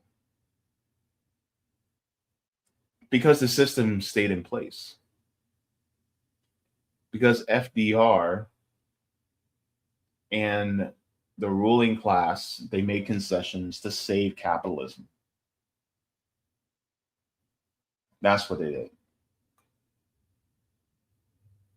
And this is exactly why it is important that we can acknowledge the good things that they do for the people, but at the same time, it's like, nah, y'all supposed to do this. I'm not going to clap for you for something that you're supposed to do. Like, no. We're supposed to have healthcare for everybody. We're supposed to have housing first. We're supposed, like, here's the thing. I want you to recognize your value as a citizen. You are supposed to have these things. It's not, oh, would it be nice if, no. We're supposed to have mass public transit. We're supposed to not have a military budget that outpaces the next 10 countries combined. We're supposed to be able to have the same amount or more vacation time than any of these other countries, and also have childcare. And we're supposed to have college free at the point of service for everybody who wants to go, for everyone from pre-K all the way to postgraduate school. Like you're supposed to have all this. And stop thinking less of yourself if you don't have it. Stop devaluing what you should have. They literally declared the world's first trillionaire. And you mean to tell me that we can't have housing and universal healthcare? We can't own the means of production? But we can have a trillionaire? It reminds me of that Pawn Stars meme. The best I can do for you is a trillionaire. Nah, you can't own the means of production. That's too much. It's too much for them because they want to own everything. But this is why it is important that, yes, we acknowledge these good things that they do. At the same time, say, no, we can and need to go farther. Let me let Ryan continue. The other problem with social democracy is that it continues the exploitation and the bombing of our working class brothers and sisters abroad, because the endless imperialist wars that prop up our capitalist system, they will continue. So what they're really doing is they're not fighting to confront capitalism and imperialism. They're fighting to rehabilitate it and to take real revolutionary grassroots energy and to funnel it into one of the two parties that exist to serve capitalism. If AOC and Mamdani and DSA actually wanted to confront capital, they wouldn't be trying to rehabilitate the Democratic Party. They would use their high name ID and their large grassroots movements to actually build a working class alternative, to actually build a real socialist party that's actually fighting for workers to own the means of production, that's not fighting for the watered down, moderate social democracy that essentially just rehabilitates capitalism and always requires workers to be continually fighting for these mild concessions that sell out our working class brothers and sisters abroad. Okay, so also here's another point that I want to make really quick. When it comes to social democracies, do we want to end up like France? What has happened in France? Burkina Faso cut diplomatic ties with France. Not only did they kick them out, but also all their resources that France used to get from Burkina Faso are now being cut off. So all the stuff that helped them get that social democracy to where it is today, they lost it because the workers got fed up and they said, you know what, not anymore. And what happens if all these workers that our country's exploiting suddenly get fed up? Are we going to be able to have this social democracy that's being promised by progressives? We're not. And going, this incrementalist route, it just gives room to the parasite class to regroup and to keep the power within their hands. I think that's an important point to keep in mind. Let's continue. This is a sham. This is a fraud. We do not need or want social democracy. If you are actually a socialist, you want socialism.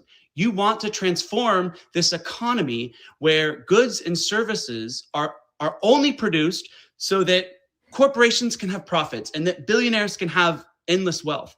That's the whole purpose of capitalism, where there is a small ownership class that exploits our labor and where we don't earn the full value of our labor.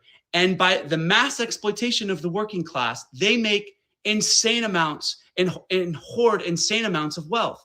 This is the problem, and this is why corruption exists in our society. It can all be traced back to capitalism. So how absurd and how insane is it that the people that are on your TV right now saying they're advocating for socialism aren't actually advocating for socialism? They're advocating to continue our capitalist system. And so all the people, I see people who say, oh, but electing 3 democratic socialists, we're moving the pendulum toward the working class. We're moving the pendulum left. No, actually, it's not. What it's doing is it's actually watering down socialism because they're not even fighting for socialism. They're fighting for social democracy. So we're actually moving what the public thinks socialism is to the right. We're not moving to the left at all. And so this is why, if you actually want to see our society transformed and you actually want to end our decrepit capitalist system, you actually have to fight and organize for a socialist program.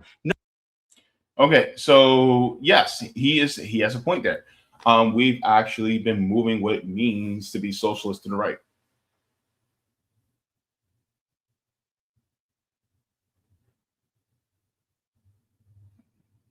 Why are we doing this?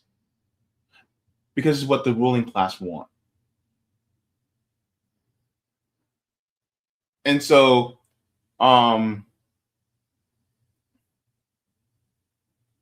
In the art of negotiation, you go all the way to way beyond what you want. And so they say you meet somewhere in the middle. But the problem is like we're always arguing from a position where the ruling class want us to be. We always are going to in a position that's way too weak, way too piecemeal. This is basically what I was saying about people, you know, here locally, like Anna Eskamani and Maxwell Frost, is that they never go far enough because they're just trying to get us to be like Iceland and Sweden.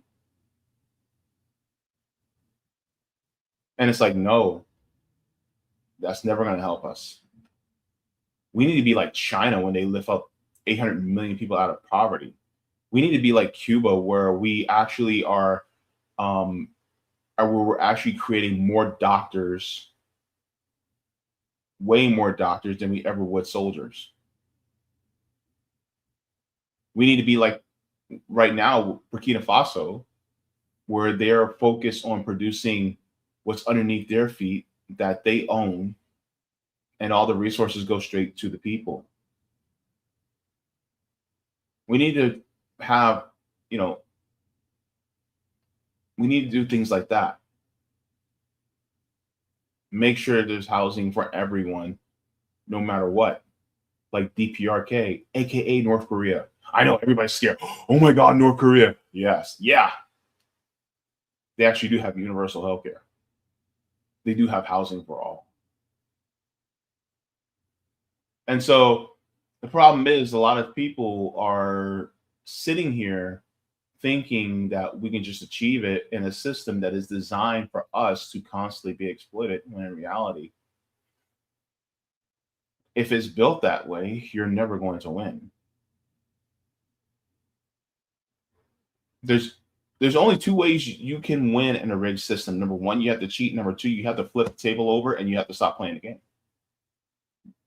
You have to do one and two. You cannot play by their rules. The problem is we keep playing by their rules.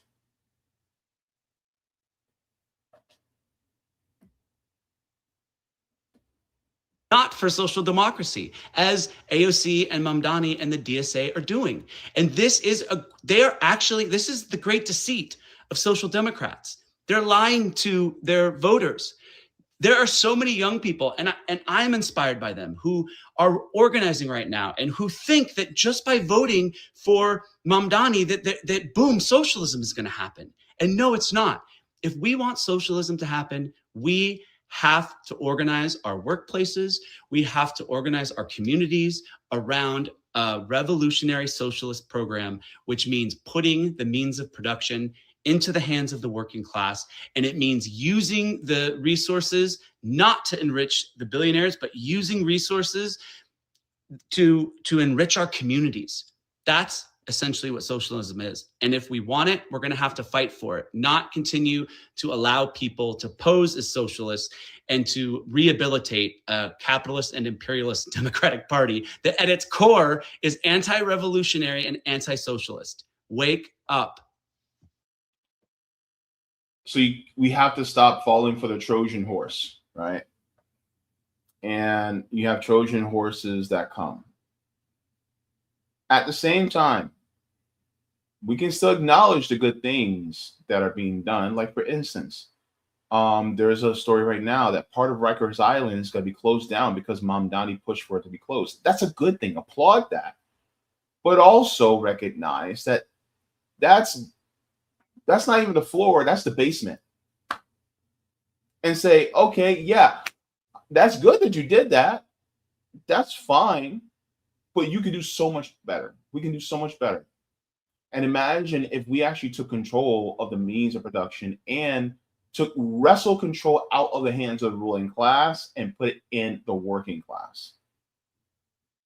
And then start fighting for that. So use what people like Mamdani is doing as fuel to go, wait, why are we going just this far? It's like a hungry person and you get a piece of chicken and you just put some salt and pepper on it and then just give it to them. You boil it, put some salt and pepper on it and give it to them and then go, hey, it's better than just having it bland, right? And it's like, oh, wow, yeah, there's a little bit of flavor here. But then it's like, no. You see them, they just put salt and pepper. Black people, y'all know. You see somebody just put just salt and pepper on a piece of boiled chicken. You're like, what in the hell is that? It's like, nah, if you ain't seasoned, it ain't seasoned.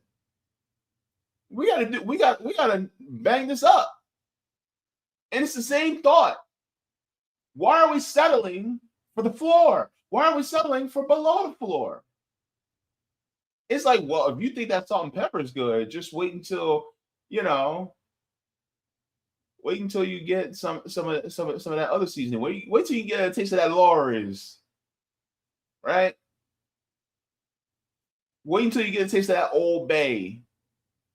Wait until you get a taste of some of them herbs like rosemary, thyme, sage, parsley.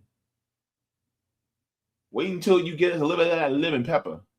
You know what I'm saying? Like, wait until you get some of that garlic. And then I'll pair it with some good stuff. And then it's like, oh my God, this is amazing. But you'll never get there by just getting with slightly seasoned chicken. Like, one party doesn't want to give you anything to eat. Another party is like, oh, we'll just give you some boiled chicken. And then Mom Donnie and AOC come over there. Okay, we'll put a little bit of salt and a little bit of pepper on top of that boiled chicken. How about that? Yeah, there you go. And then next thing you know, we're just like, what? The hell are y'all doing? Nowhere near what it could be. And so the thing is like, we have to unlock the potential. And the fact is that, Hakeem Jeffries takes all this money from AIPAC. And on top of that, let's be real. Like, what has he actually legitimately done for the Black community that really does help us in a deeply material way?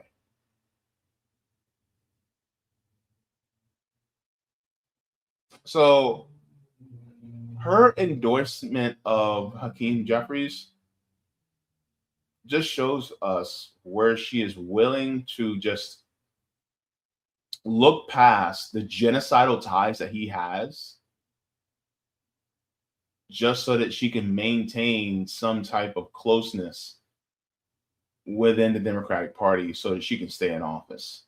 She's a career politician. We're comfortable enough at a place where we can say Alexandria Ocasio-Cortez is a career politician.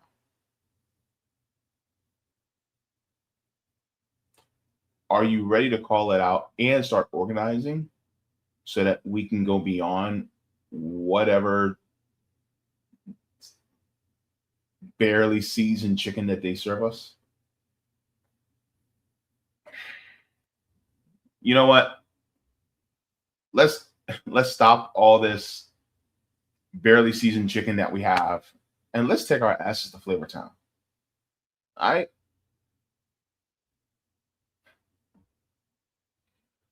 All right, guys, go ahead and give a like to the stream. Thank you so very much. Did my analogy work? I hope so. I hope it worked. I came up with that on the fly. Let me check the Kick Chat to see if we have any gifted subs here. Looks like we're good on the Kick side, so I'm happy about that. Let's check to see on Rumble.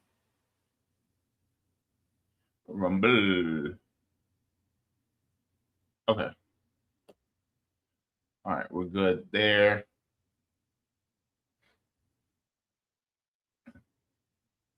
All right, let's get into the rest of the chat.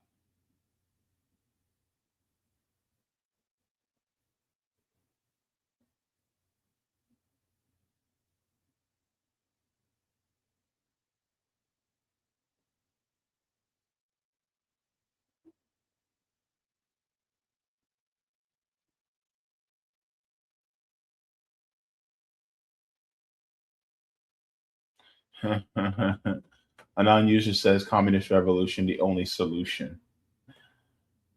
Yep, pretty much. Let me see.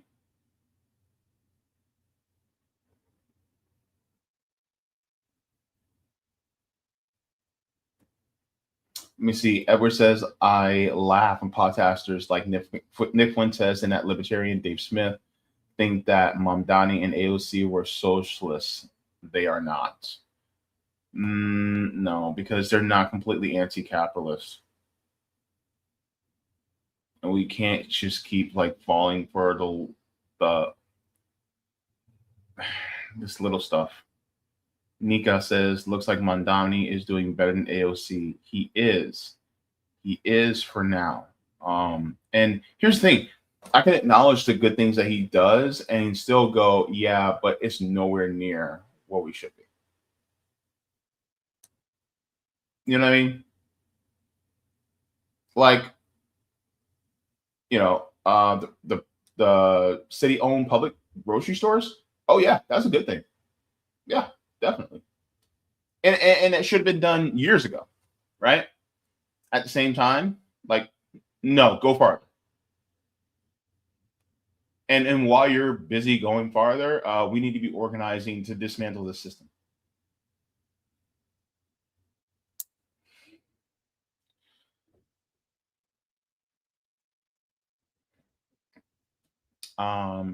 Roger says, so what this would mean is whatever money is left after corporations spends money on investing in their company, raising wages, improving their working conditions, no harm to communities, ecosystem. Let me see. Jacqueline says, if Mamdani has more charisma than AOC, but still has the same policies as her, then that makes him extremely dangerous, about as dangerous as Obama turned out to be.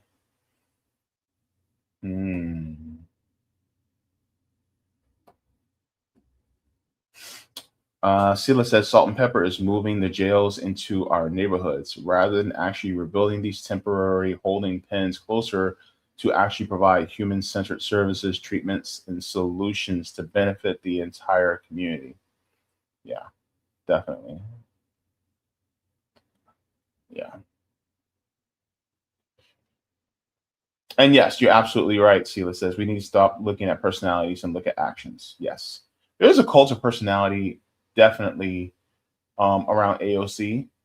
There's also a cult of personality around a lot of people who consider themselves to be on the left that are even in the podcasting space. And we need to contend with our, what's the word I want to use? I forgot the phrase. But when it comes to our parasocial relationship, we need to contend with that and stop having this parasocial relationship to the point where we don't want to critique somebody that we may enjoy content from, even me, right? Because there are times where I'm wrong. There are times where you disagree with me, and that's okay, as long as the disagreement is not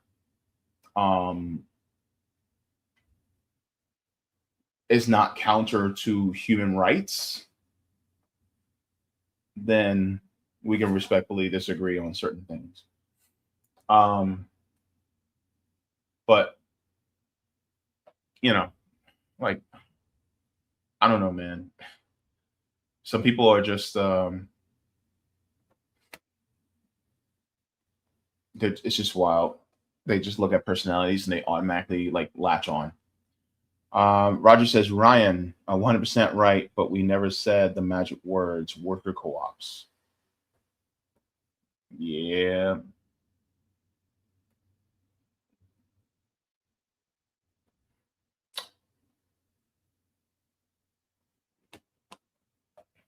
Roger, that hamster's running on that wheel in your head, and I like the way I'm hearing it. Says Mamdani can turn Rikers into affordable housing community. Definitely could. That's also a possibility. I'm not mad at it. All right, folks. So what we're going to do is we're going to go into the final segment here. And so I want to make sure, am I making good time? Oh, okay. Yeah, I'm making decent time. All right. So we're going to go into the final segment. So of course, we talked about the Supreme Court decision was really leading to empire's collapse. Then we talk about AOC endorses, but now I'm going to talk about Barack Obama and why what he said, in my opinion, is disgusting. And a lot of people are going to say, well, there should be nuance, JB, there should be nuance. And I'm like, no, there ain't no nuance in this. I say bump nuance. I don't want to go through the nuance of this and try to make an excuse for what he just said. So let me make sure I'm at right where I need to be. Let's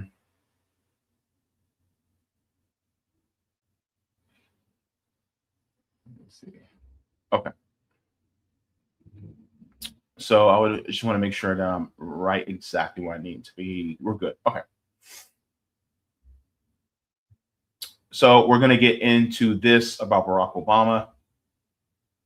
Admiring slaveholders.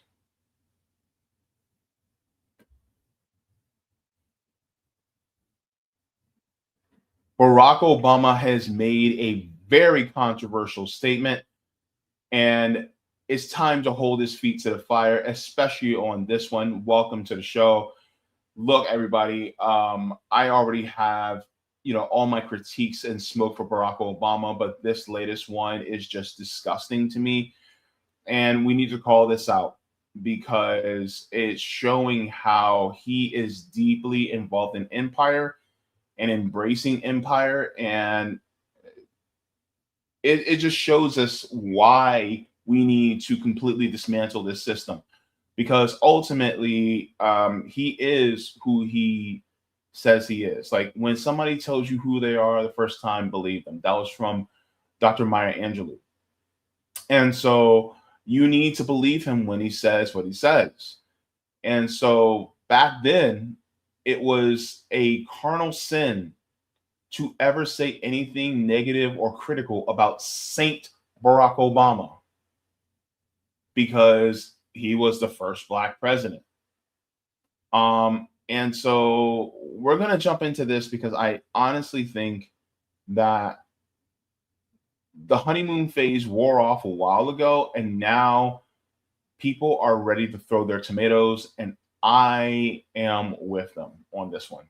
So let's get into this. And there's something that he said that is very deeply controversial, and I just want to make sure that we got the entire context. And yes, it is just as bad. So let's get into this. This was from a special about the Obama Presidential Center from MS Now. This is like a whole hour and a half show that they basically aired. And I want to get into this. So let's start here. First Lady started thinking about this, you had no idea, what would be going on in America. You have to do a little bit of sort of crystal ball thinking, right, as you're putting this together. How did you make sure that as you were thinking about the design and the exhibits and the message, that you were able to meet the moment? I don't know that we were trying to prognosticate and say, all right, well, here's where things are going to be, and so we want to make sure we do this or that.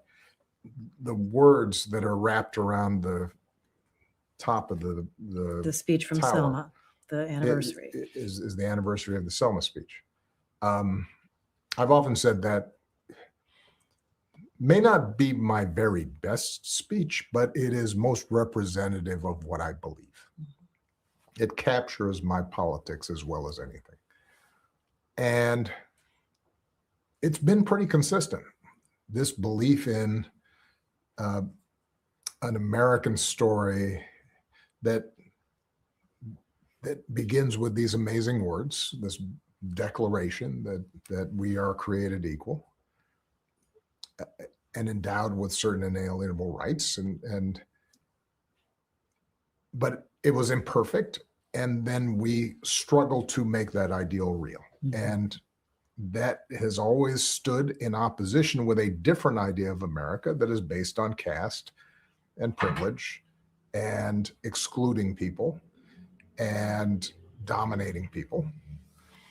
And those two contrasting stories about America, a lot of my speeches, a lot of my politics has been arguing this is the better Mm-hmm. story. Mm-hmm. The problem is you can argue that story all you want, but what they meant was exactly that: a caste system, law of the jungle, take over whatever you can, kill the men, women, and children, and own their shit. That's what it has been, and that's what it continues to be down to this day. Here's the problem. A lot of times people think, oh my God, well, we have improved. When you look at what has happened since the founding of this country, since the establishment of this country, when you get right down to it, nothing really has changed much. We still have slave patrols. We still do colonialism. Like, what is the island of Puerto Rico right now? What is the island of Hawaii right now? What is Guam? Like, aren't those still colonies of the United States? We still do imperial power. Look at what we are doing to not we, but the United States government. Look at what they're doing to Iran.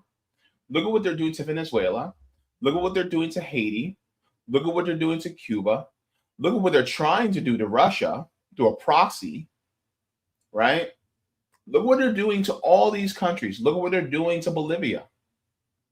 Look at what they're trying to do to all these countries around the world. The more things change, the more they stay the same. And so we're looking at America basically reverting back to its original form. There's still white supremacy, right? And people can go, well, you're free. And it's like, free for what? Free to do what? Well, you can vote. But what good is voting when the owner class, particularly, is still white land-owning men? They still own basically the rest of this country and this government. So what really has changed?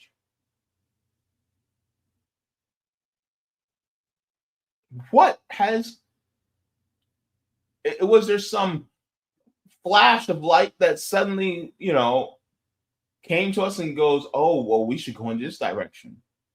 We literally had to go to war over some of this stuff. Anyways, I'm about to go on a tangent, and I don't want to right now, but I'll say that for later. Let's continue. And so I think it may seem as if right now the story told at the Presidential Center is a response to this particular moment. But actually, I think it's a response to what has always been there in America. Mm-hmm.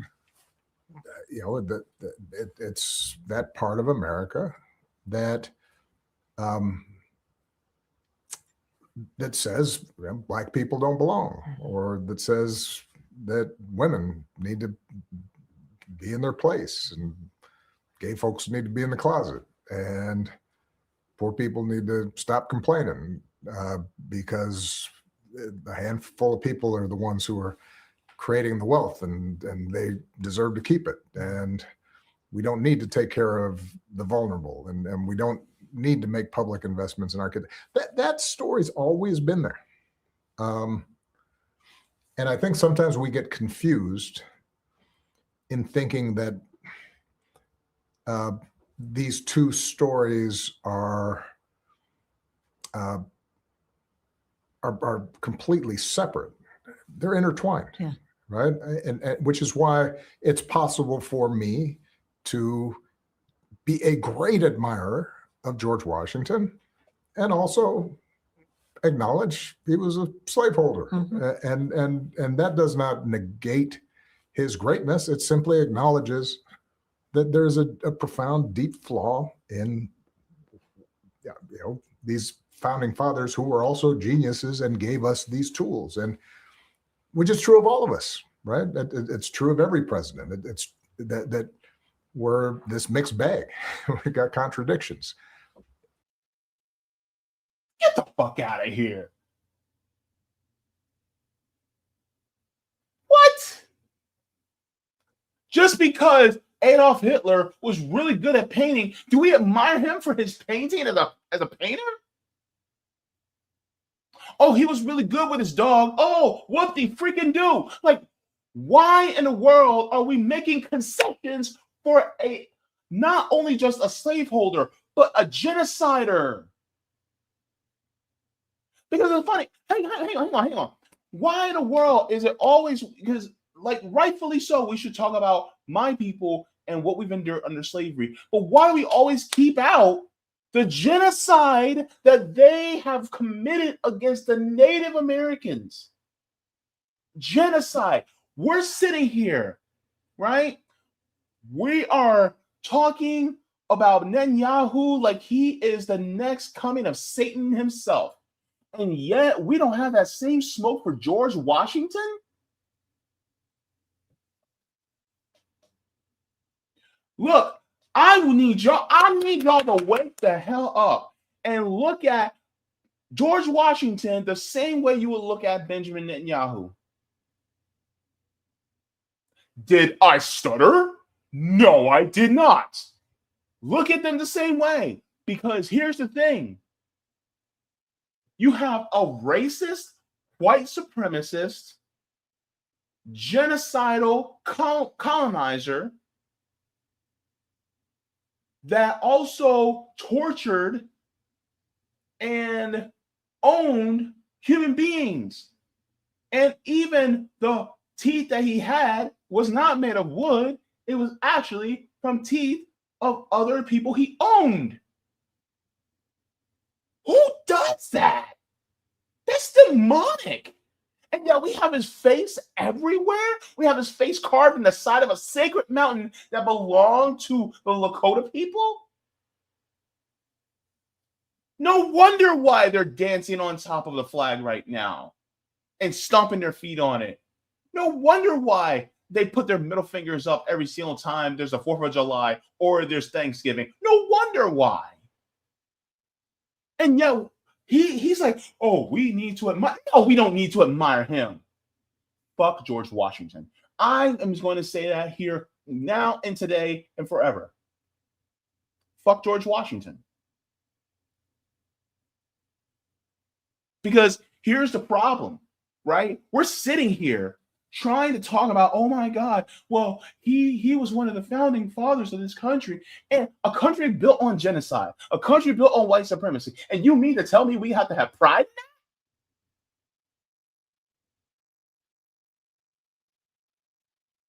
that? And by the way, why are we treating the Constitution as if it's some one holy document when in reality, we should have changed the Constitution a long ass time ago?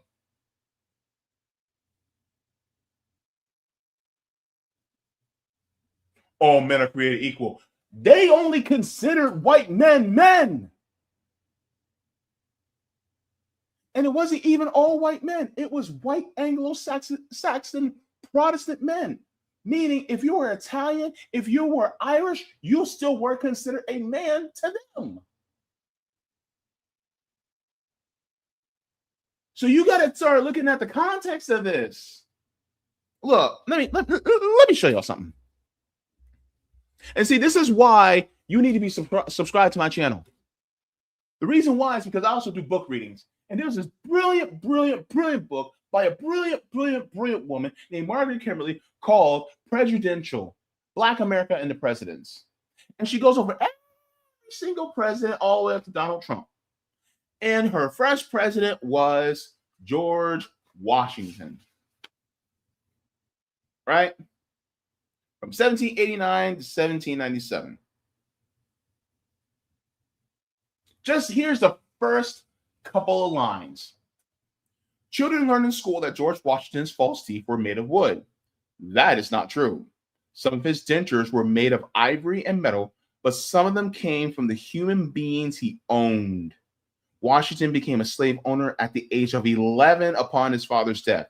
He increased his wealth in 1759 when he married Martha Custis, a widow who had nearly 300 slaves, of which more than 80 were dower slaves, meaning they were granted to her upon her husband's death, while the remainder were in her custody until the minor son came of age to own them legally, while Washington had approximately 50.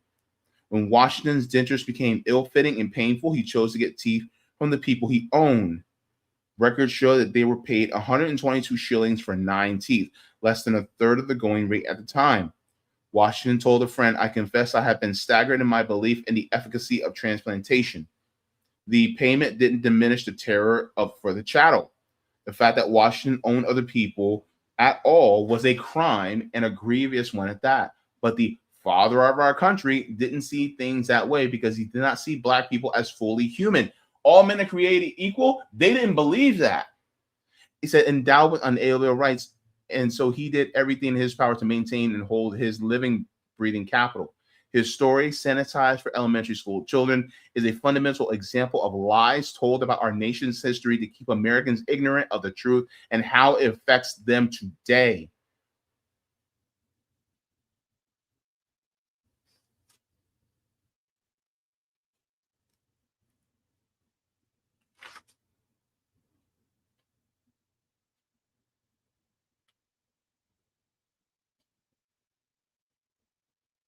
Not only did Washington not allow any of his slaves to go free, but he also did not countenance other white people doing things that might lessen his hold on his property.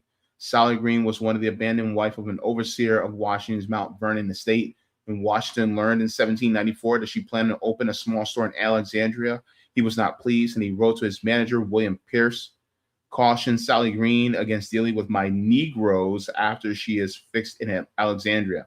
If she deals with them at all, she will be unable to distinguish between stolen or not stolen things, and if her conduct should lay her open to suspicion, she need expect no further countenance or support from me."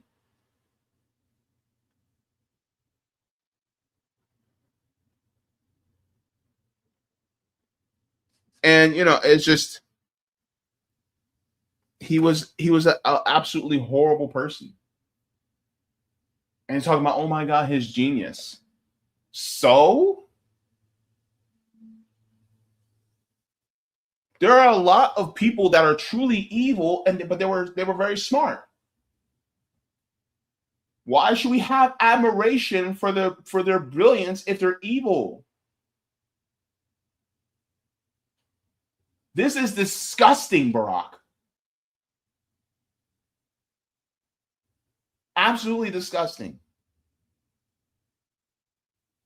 And maybe, just maybe, you would have some semblance of feeling of disgust if you were born from people who were owned as slaves, but you're not, because your father is Kenyan. So when it comes to slavery, it's not in your blood.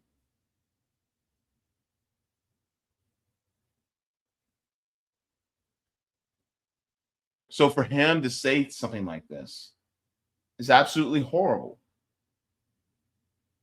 And this is the thing that's controversial right now. Everybody and their mama on Twitter is going like, what the heck is he talking about? Why would he say such a thing? So I'm going to go back and we're going to continue just a little bit further. And the reason why I wanted to cover all that is because I wanted to give you guys context. So let's go here. Let's continue. And that does not negate his greatness. It simply acknowledges that there's a profound, deep flaw in these founding fathers who were also geniuses and gave us these tools. And it does negate his greatness because there was no greatness to begin with. If you did something like that, you were never great to begin with. Which is true of all of us. right? It's true of every president. It's that we're this mixed bag. We got contradictions, and embody the country's contradictions. And so I do think that what's striking is right now we've got a president in the White House who seems to have embraced and embodied, in a way we haven't seen in a very long time, this other story. And maybe Does that make your story more important and more? I don't know if it makes it more important, but I am glad that we are planting a flag, that we are hopefully creating a repository, a vessel through which people can be reminded of this better story. Maybe a way to think about the Presidential Center and what at least we tried to create is some touchstones, some markers, some tools for people to just be reminded of, oh yeah, this is what our democracy is. This is who we are. We don't have to distrust each other. We don't have to hate each other. We don't have to scapegoat each other. We could actually try to find common ground and work together to do some good. The idea. So here's my thing, right? The hate in this country is as old as apple pie. I'm sorry, as old as apple pie. It's as American as apple pie. And it goes back all the way to the beginning. The scapegoating goes all the way back to the beginning. That's very part of America. And what he's saying is that there's supposed to be this contradiction that, you know, we may possess that, but we also possess all these great qualities.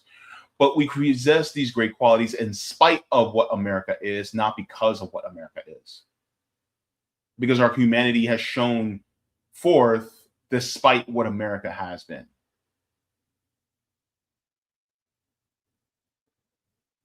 And on top of that, a lot of what we have endured is not just because of this government, but the fact that they've been trying to hold on to all these different things in order to keep power within a certain center. And that center has pretty much been consistent this entire time. But they're saying, well, you know, we've expanded this power. No, because if you actually look at who the ruling class is, it's none of us. It never has been us. There's been a facade of it, but it's not really there.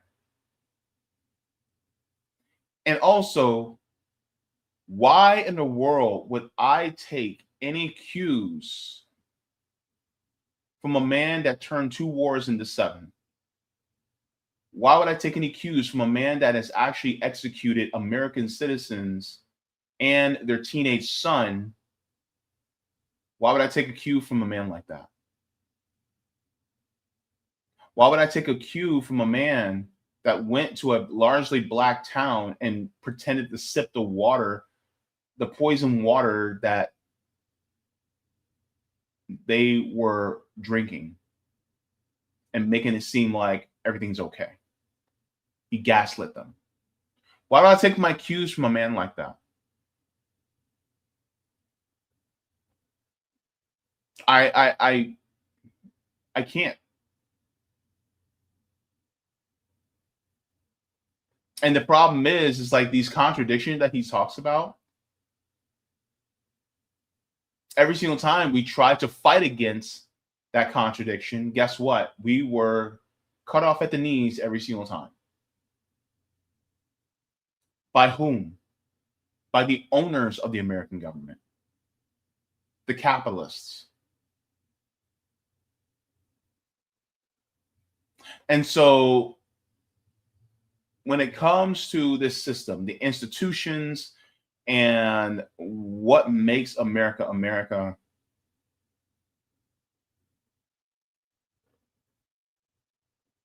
we have to walk away from this notion that this country is just this complex amalgamation of different ideals, but largely we're moving towards something greater. No, if that was the case, then materially we would be in a much better position. Our democracy would have spread among us. It hasn't. And they'll say, well, no, because women got the right to vote and black people got the right to vote. And it's like, how often do the Congress listen to us? If that's the case, then why in the world is Congress, their approval rating so low?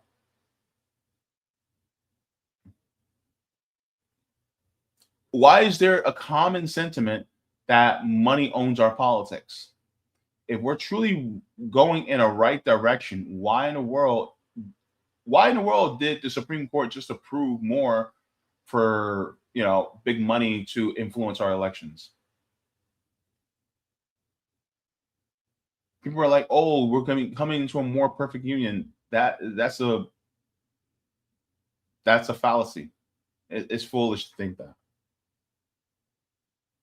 because that's under the presumption that the founding fathers would want things to progress. But no, they had things set out in a certain way and they want to keep it that way.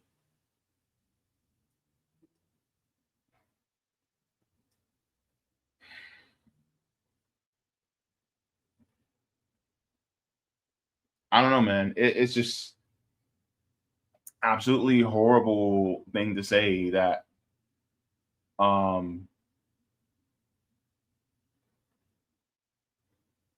having admiration for so-called genius of George Washington, while acknowledging that he was a slaveholder. He was more than just that. He was an evil human being.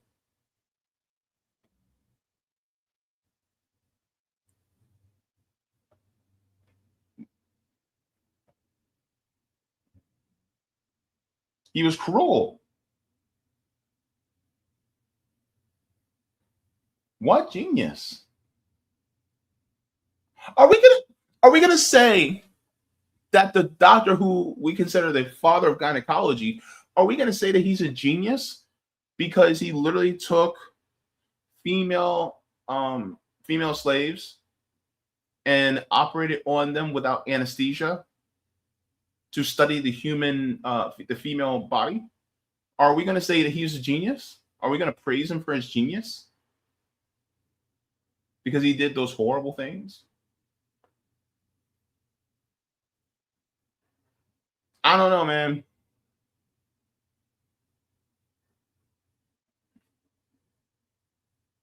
It just doesn't seem right to me. It just, am I wrong? And maybe I'm just not explaining it myself, good enough. But I feel like this whole ordeal of Barack Obama saying this just, I don't know. It really rubbed me the wrong way.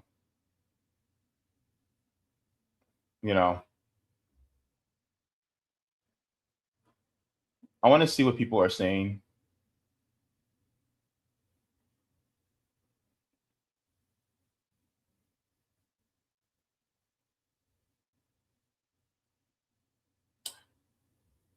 So there are mixed reviews under this tweet, and let's just go over it.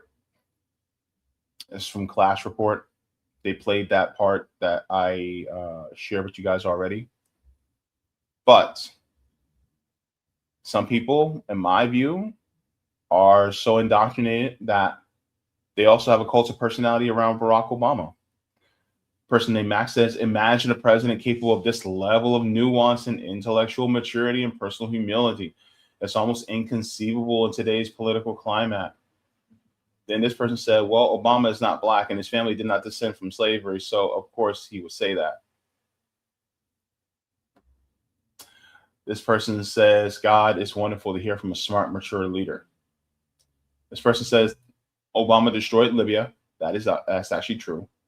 Which went from being Africa's richest country to a hellscape where human beings are bought and sold in open slave markets. So I guess his admiration of George Washington tracks. Ouch. Ouch.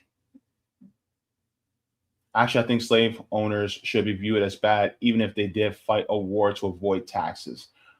Right? I said, yeah, totally, like how Obama is a war criminal and also passed a terrible healthcare bill.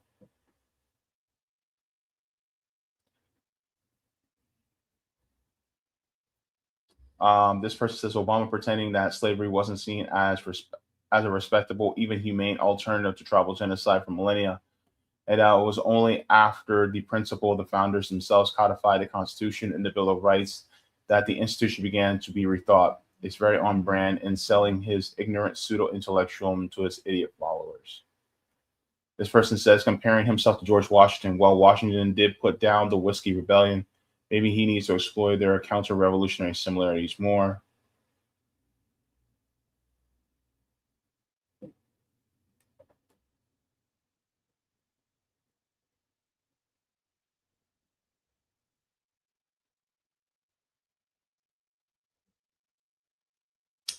Yeah, I'm being real with you. Barack Obama is COINTELPRO's wildest dream. That was their wildest dream. And so for him to say such a thing, he showed us who he is. When someone shows you who they are the first time, believe them. And I believe Barack Obama. And so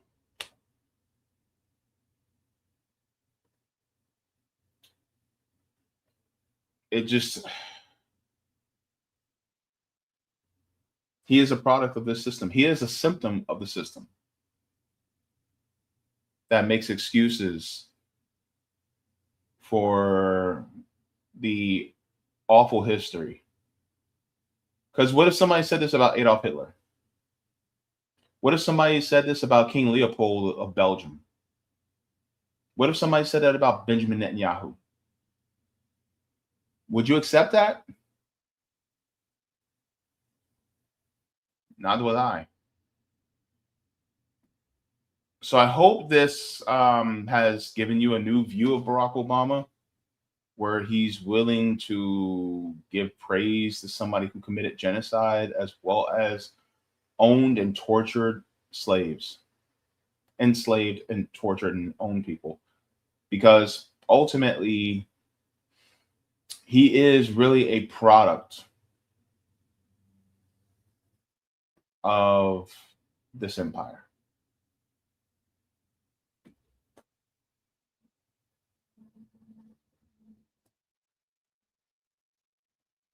All right, everybody, go ahead and give a like to the stream. Thank you so very much. We're going to go into the final chats, and it will be out. I think I'll be out on time, which is nice. Let's go to Kick to see if we have any Kick gifted subs or chats. All right, we're good on Kick. Gravy. I almost went live yesterday for my birthday, but I just decided not to. I was just like, just chill, man.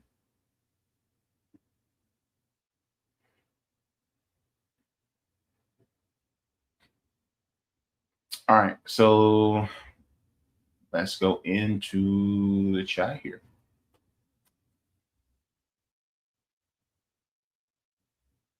Man, I am interested to hear what you guys say about this one.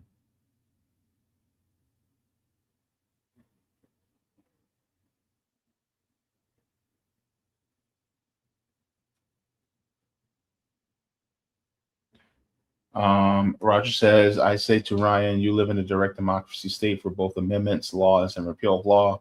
Be the example and get it done. Start off with a CBI amendment where a state pays living wage for grassroots CBI campaigns. If those you elect to work in California legislator can get a taxpayer funded check to pass laws, then you should off their own taxes also. I think that was from the last segment. Let me go, let me see.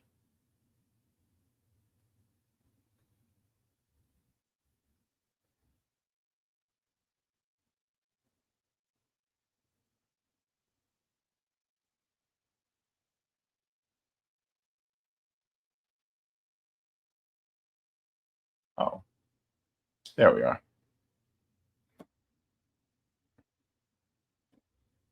Anon user says, when his head is in a bucket, we know this nation is on the correct path. Oh my gosh, Anon user. You about to get me in trouble. Oh my goodness. Yes, Mary Ploppins. The kingdom of Hawaii is occupied. It has been for a while now. Kime says Obama has to make excuses for the evil past of presidents because he knows his own record. Obama. By his own admission, he was good at killing people. The droner in chief. Ouch. Yeah.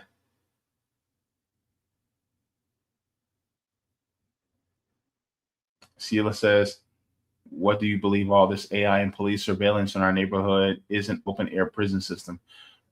That part. Everybody's now talking about the flock cameras, by the way. Edward says the founding fathers wrote that all men are created equal, but it only applied to rich white men. Their history of police was created to prevent slaves from escaping, and that directive still hasn't changed.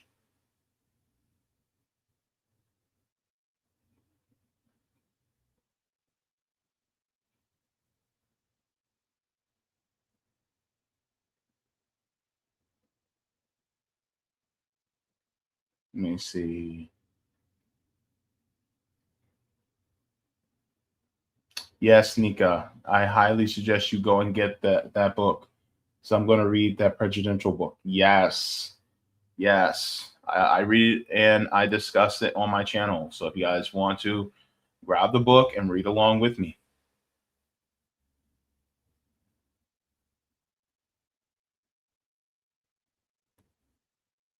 Edward says George Washington took the Native American land and decimated them to become the richest president at the time.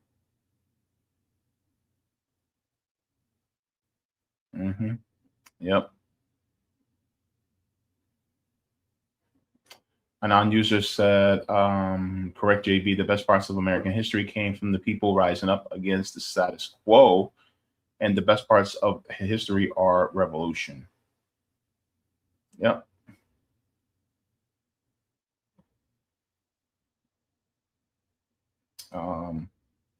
Roger says, I sent a couple weeks ago a history Dodge versus Ford for a segment to speak on shareholder primacy that leads to this mess we're in today. Thank you very much for that.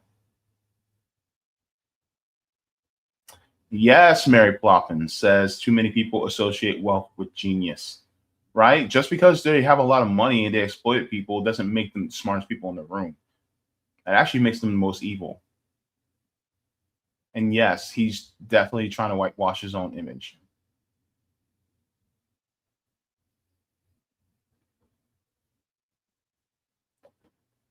Roger says, I missed the whole Obama segment because my customer telling me she just found out last year about how terrible of a president he was.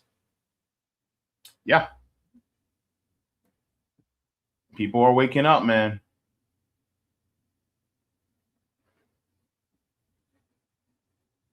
Thank you very much, Killian Grigors. Appreciate it.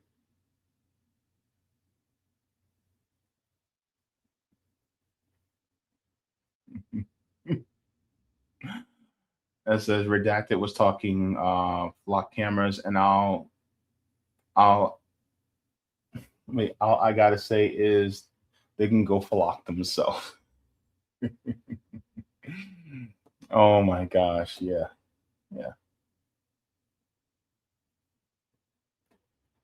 Yep. And Sean says everybody want to kiss up to AOC and Barack. Yeah.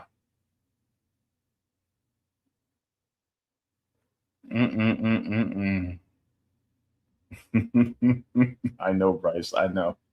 I love it. I love this audience. All right, guys. So I'm gonna be headed out now. I do have a funny video that I do want to share with you guys before I head out, because I want to spread joy. I want to spread joy like warm peanut butter on toast. Can I do that? Can I do that with y'all? Because I like y'all, and I want you guys to enjoy your day. Let me see. Can I find it? I have it around here.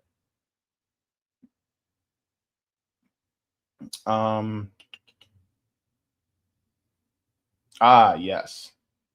And this really goes to show about our system. It's funny, but at the same time, it makes you think, right? So, what if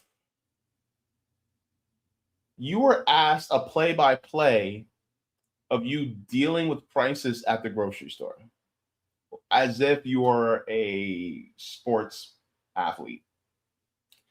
Let's get into this. I think you guys are gonna laugh, but it's funny, and I hope you guys enjoy this as we exit out of here as well. So let's go. It says post interview after grocery shopping. Hey, how do you feel after grocery shopping? Scam. You know what I'm saying? I came in with a budget, 3 items in. I superseded that. I came in on shopping for steak night. Now I got to set up for noodle night. Then they rearranged the stove, so I couldn't find nothing. I've been in the grocery store longer than expected. So, yeah, I'm a little overwhelmed. All right, so how do you plan to budget better next time? Still a little bit. You know what I mean? Theft, fast, stop eating, no consumption. Find somebody with food stamps that's doing better than 7,400. Find one of your vulnerable female workers. You know what I'm saying? Get close to her, pay on the mind a little bit, so I can get some discounts just to make eating make sense, because it don't make sense right now. You know what I'm saying? I done use 3 different cards just to pay for my groceries. You know what I mean? All right, thank you for your time. All right, man.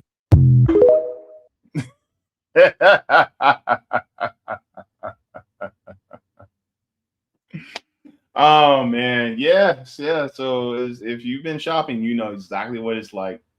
But guys, thank you so very much. Thank you for all the birthday wishes. Thank you for all the shout outs. Thank you for all the gifts that are been sent. I appreciate it from you guys so much. And also, have you considered subscribing to the channel? That definitely helps me out to be able to reach more people. And if you guys watch this on the rewatch, then please make sure to also hype if you found value into this this program as well. I appreciate it from any one of you guys, because ultimately this channel is definitely suppressed because it is not following the same recipe that some on the left follow as well. And so I'm hoping that we can reach more people, because ultimately it's about the mission that matters more than anything else. So everybody, I hope you guys have a beautiful night, and continue to take care of yourselves and each other. Water your plants, water yourselves, leave the world better than you found it. Do all the things if you got them. And please make sure to keep an eye on what our courts are doing, as well as stay away from these politicians that will promise you these things, but they don't actually want to deliver, or they'll deliver very little. And also, never trust a politician that has great things to say about the founding fathers. I'll see y'all in the next one. Bye-bye. Thank you so much for watching, and I appreciate it from the top and bottom of my heart. If you'd like to see any more, you can look here. One, forehead kisses.